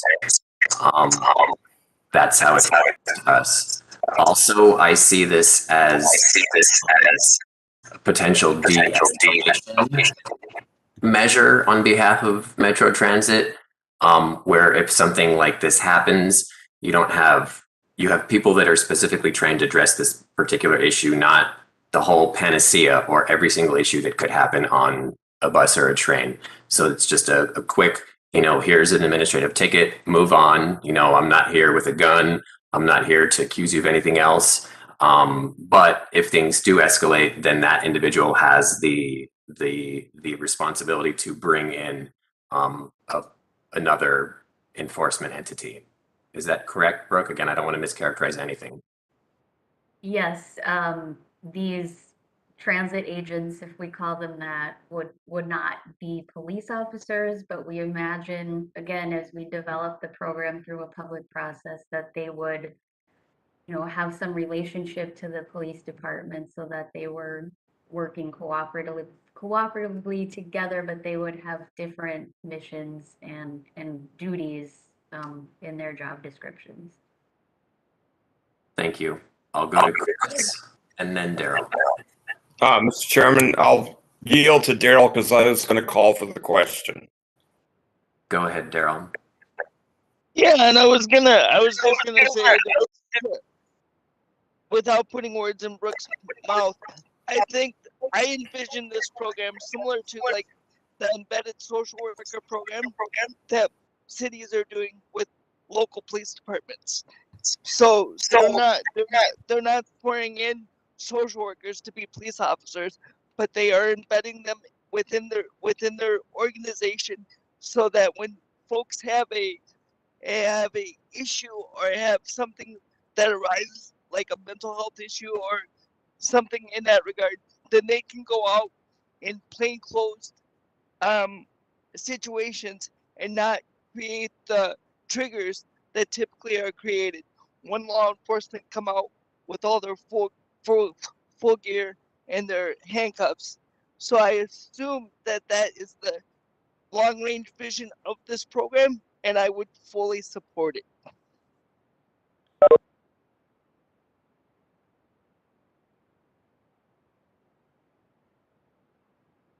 Thank you, If Daryl. I'm wrong, please say that as well. So, Thank you, Daryl. I was just giving Brooke a second okay. to respond, but from my understanding, it does sound about right. I see your hand, Chris. I'm waiting just a few seconds to see if there is anybody else who would like to chime in on this issue.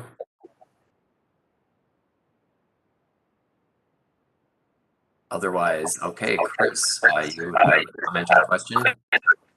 Mr. Chairman, I call the question Okay, so on the motion.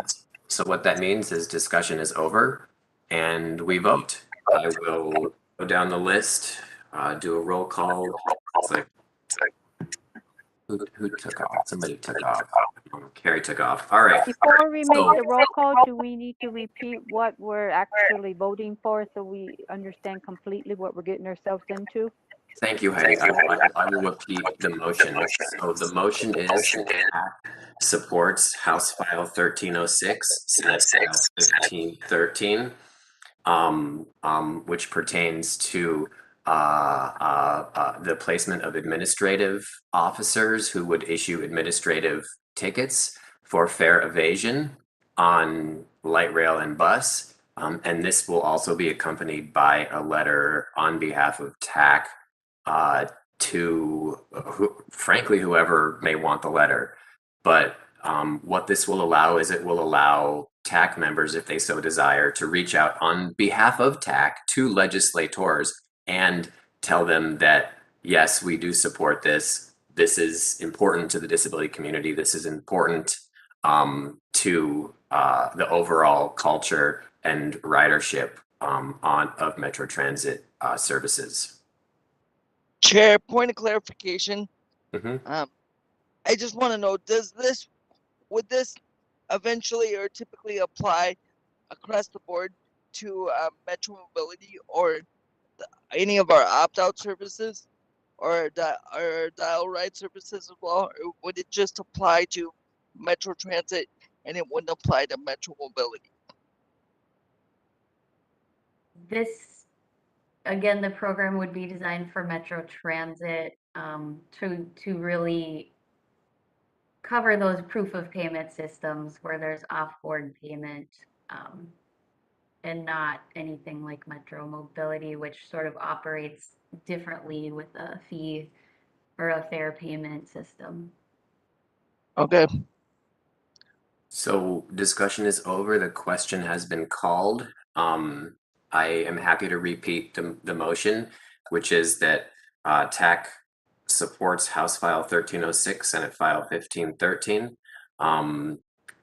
which allows TAAC members to speak on behalf of TAAC in support of this. And also a letter will be written and provided to the chair of the Metropolitan Council, and then a copy of that letter will be given to TAAC members as well if you want to distribute it to legislators or community members. So that being said, I will roll.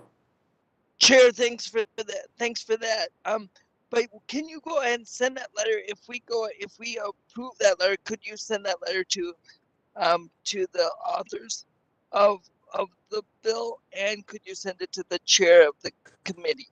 Yep, Yeah. I can work out sort of logistics and get tips and tricks from you all. By all means, please. I'll shoot out an email after this. It's going to be a short letter. It's going to be, I can't imagine it being more than like 3 or 4 sentences.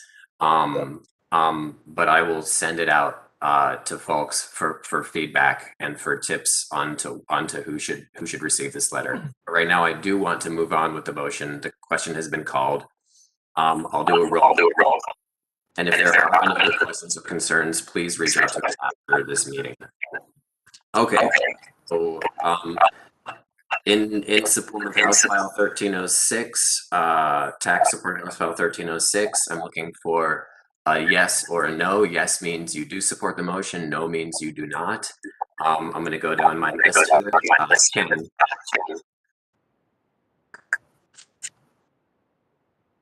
And folks can abstain too if they want. Did you call on somebody? Yes, Ken. How do you vote on this? Before I cast my vote, I want to please mute yourself unless you're ready to talk. I can't understand much that's coming through. There's so much feedback. So please mute yourself until you're ready to speak. Before I cast my vote, I'm still hearing a lot of feedback. We have one But person I think might have walked away. Because I don't see a mic in front of them. I would like to move to split the motion. That's an official motion to split into sending a letter for acceptance, and then that second part that seemed to be added about allowing TAAC members to speak on behalf of the bill. I don't agree with that. I think that's separate and it changes the intent of the motion. So I would like to separate those two. So I move to split the motion. Thank you, Ken. So, and any time that TAAC decides to support something, it just gives us members the authority to then speak on behalf of TAAC to that specific issue. I don't want to debate that now. I just want to move to split. We can debate that if that gets passed. Okay, so there's another motion on the floor to split the two. One is sending a letter, and the other one is allowing. So basically, one is sending a letter in support, and the other one is just the general support from TAAC. Chair, this is Vice Chair Darrell. If I could say something. I'm waiting for a second if there is a second on this, and then I'll open to discussion. This is Claudia. I'll make a second. Okay, Claudia seconds that. All right, now we open to discussion. We have 1 minute here, everybody, until this meeting's over. So I know people will start dropping off at 2:30. I wanted to do this or attempt to do this today because next month it won't be worth it. It'll be too late. So Daryl, discussion's open. Did you have something to say? To Ken's point, I think if you the motion that I made was to draft a letter from TAAC in support of Senate House File 1306 and the Senate companion of 15, whatever that number was. And what I heard you say, Chair, is because once we vote this up or down, that gives us permission verbally to speak on that issue. So if this issue gets voted on, then we as members know what our rights and responsibilities are in that regard. So I think to Ken's point, if you just leave it at, I'm gonna draft a letter and we're gonna send it to these people in support of it, I think we can move this forward and take a vote.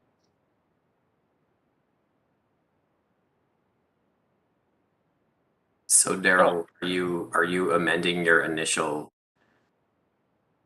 So my initial comment, my initial motion was amended by your comment, which I agree with your comment. So I don't know that it was amended at all. I just know that we do have the right to speak on those issues if we vote on those issues and we support those issues. that's true. I would agree with you, Daryl, but given that Ken has a motion that's been seconded, if we vote yes on the letter, we send a letter. If we vote no on giving TAAC members the authority to to speak on behalf of this for TAAC, then that essentially doesn't, all we do is send a letter. And if somebody asks you, hey, does TAAC support this? You can't say we do or we don't. You just hand them the letter. That's my understanding from Ken Rodgers' splitting of this. For clarification, that's not the intent of my comment or my motion.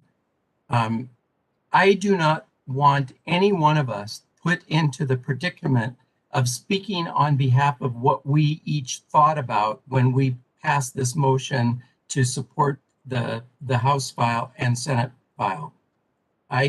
All we are able to do is say, yes, we voted on that, and I agree to that, but I don't want anybody speaking on my behalf of guessing why I voted on that, or if it wasn't shared in the discussion. I don't know that same belief is held by everybody. So that puts the individual TAAC member in an unfair place to make a comment. If this were really going to be done properly, we would need to develop talking points and have some guidance that people would have in order to direct that conversation. But it's too wild without. I think we just need to, the original motion I heard was to send a letter in support, and then that other stuff got added, and I don't know where that stuff got added. So I will withdraw my motion if we clarify the original motion. Thank you, Ken. So the way that I see this is nobody has to talk to anybody at any time. If you so debating desire. the issue, and I want to speak to the motion.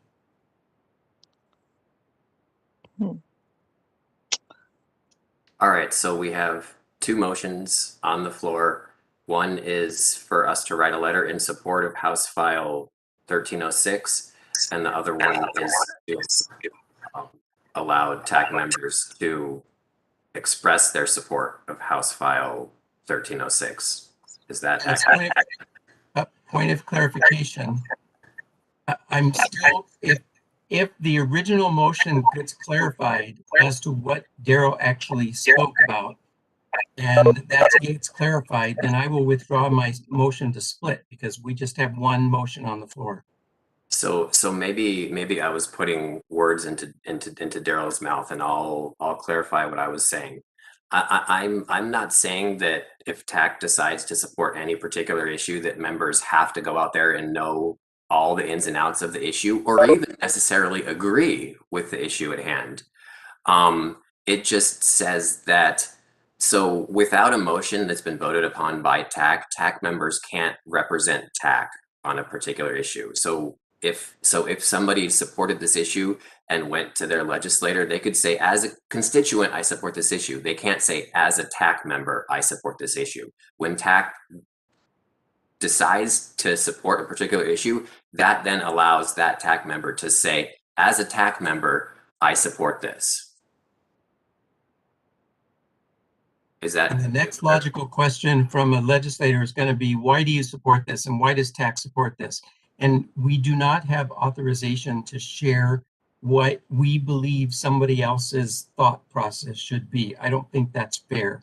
I think that gets into a very slippery slope, and all we really have the authority to say is, yes, we voted on this and we voted to affirm it. End of story. How do you feel about that, Daryl? I hear both points of view. I do think that we're splitting hairs as far as what the realities are of how somebody, once a piece of legislation gets voted on and gets approved in a committee, most of our committee members don't go up to the Capitol and say, I'm representing TAAC and this is what we talked about. But in this particular issue, I think that this particular issue with fair evasion and the administrative thing that the council's trying to do, I think is a very worthwhile topic, and I think TAAC members could play a very instrumental role on whether or not this gets passed or not. To Ken's point, I understand that if you put members there that don't maybe fully understand or maybe can't articulate it to the tune that the legislature will understand it, doesn't mean that they don't have the right to speak in that realm. It just means that Ken was trying to say, if you are going to go speak to somebody about it, we should be more prepared. I believe that's what he's trying to say. And to my point, my original point was to draft a letter in support of TAAC members being in support of House File 1306 and companion file, Senate File 15. I don't know what it was. Was it 1586 or 1513. 1513 in support of the concept of that legislation. And that was my only motion to that issue. Okay, so then Daryl, I do apologize for adding on to your motion. Ken, does that clarify things for you? The motion as it stands, we will write a letter that shows TAAC support for House File 1306, Senate File 1513. Absolutely, and I withdraw my motion to split. Perfect. All right, roll call on TAAC support via a letter. House File 1306, Senate File 1513. I will go down my list. Ken. Yes. Eric. Yes. Diane. Yes. Rachel left. Chris. Aye. Carrie. Carrie left, but she has a note in the chat. I don't know. Okay. Okay, yes. And also just a note to folks, please vote your heart and your belief, not just because there's been 5 yes votes. There could easily be 5 no votes in a row. So don't vote on what other people are voting. This is one of the unfortunate things of roll call online meetings. Claudia. Yes. Richard. Yes. Is Trevor still here? Trevor. Yes. Sam, looks like Sam jumped off. I'll give you a chance. Sam, are you still here? Patsy? Yes. Jeff? Yes. Patty? I heard an S, but I didn't hear a Y and an E. Patty? Yes. Oh, thank you. I just heard this at the end. Daryl? Yes. Heidi? Yes. And I will vote yes as well. It is unanimous. So Chair, I want to make a note in our notes that even though it took us a little bit to get through that, we did vote unanimously in support for that. So thank you, Ken. Thank you, Ken, and thank you, Chair, for indulging all of us in those few minutes trying to get us back on track. Thank you. It's my pleasure. I know we're a little bit over here and we're going to end the meeting in just a second, but Daryl, I appreciate that last comment. I think that this is where we can do important work, is when we actually have robust discussions, not only on issues, but also on the process with which we vote on issues, because we don't do it very often. So we don't have a lot of experience in it. So I thank you all for being professional and not talking over each other. I think it worked out just fine. I think we got what we wanted. And on that note, there are a few things on our agenda that did not get covered, but I will try to follow up via email. Thank you, everybody. Thank you, Brooke. And most importantly, thank you, TAAC members, for being here and staying over a few extra minutes and doing this work. I appreciate it. Have a wonderful rest of your day. Thank you, Chair. Thank you, everyone.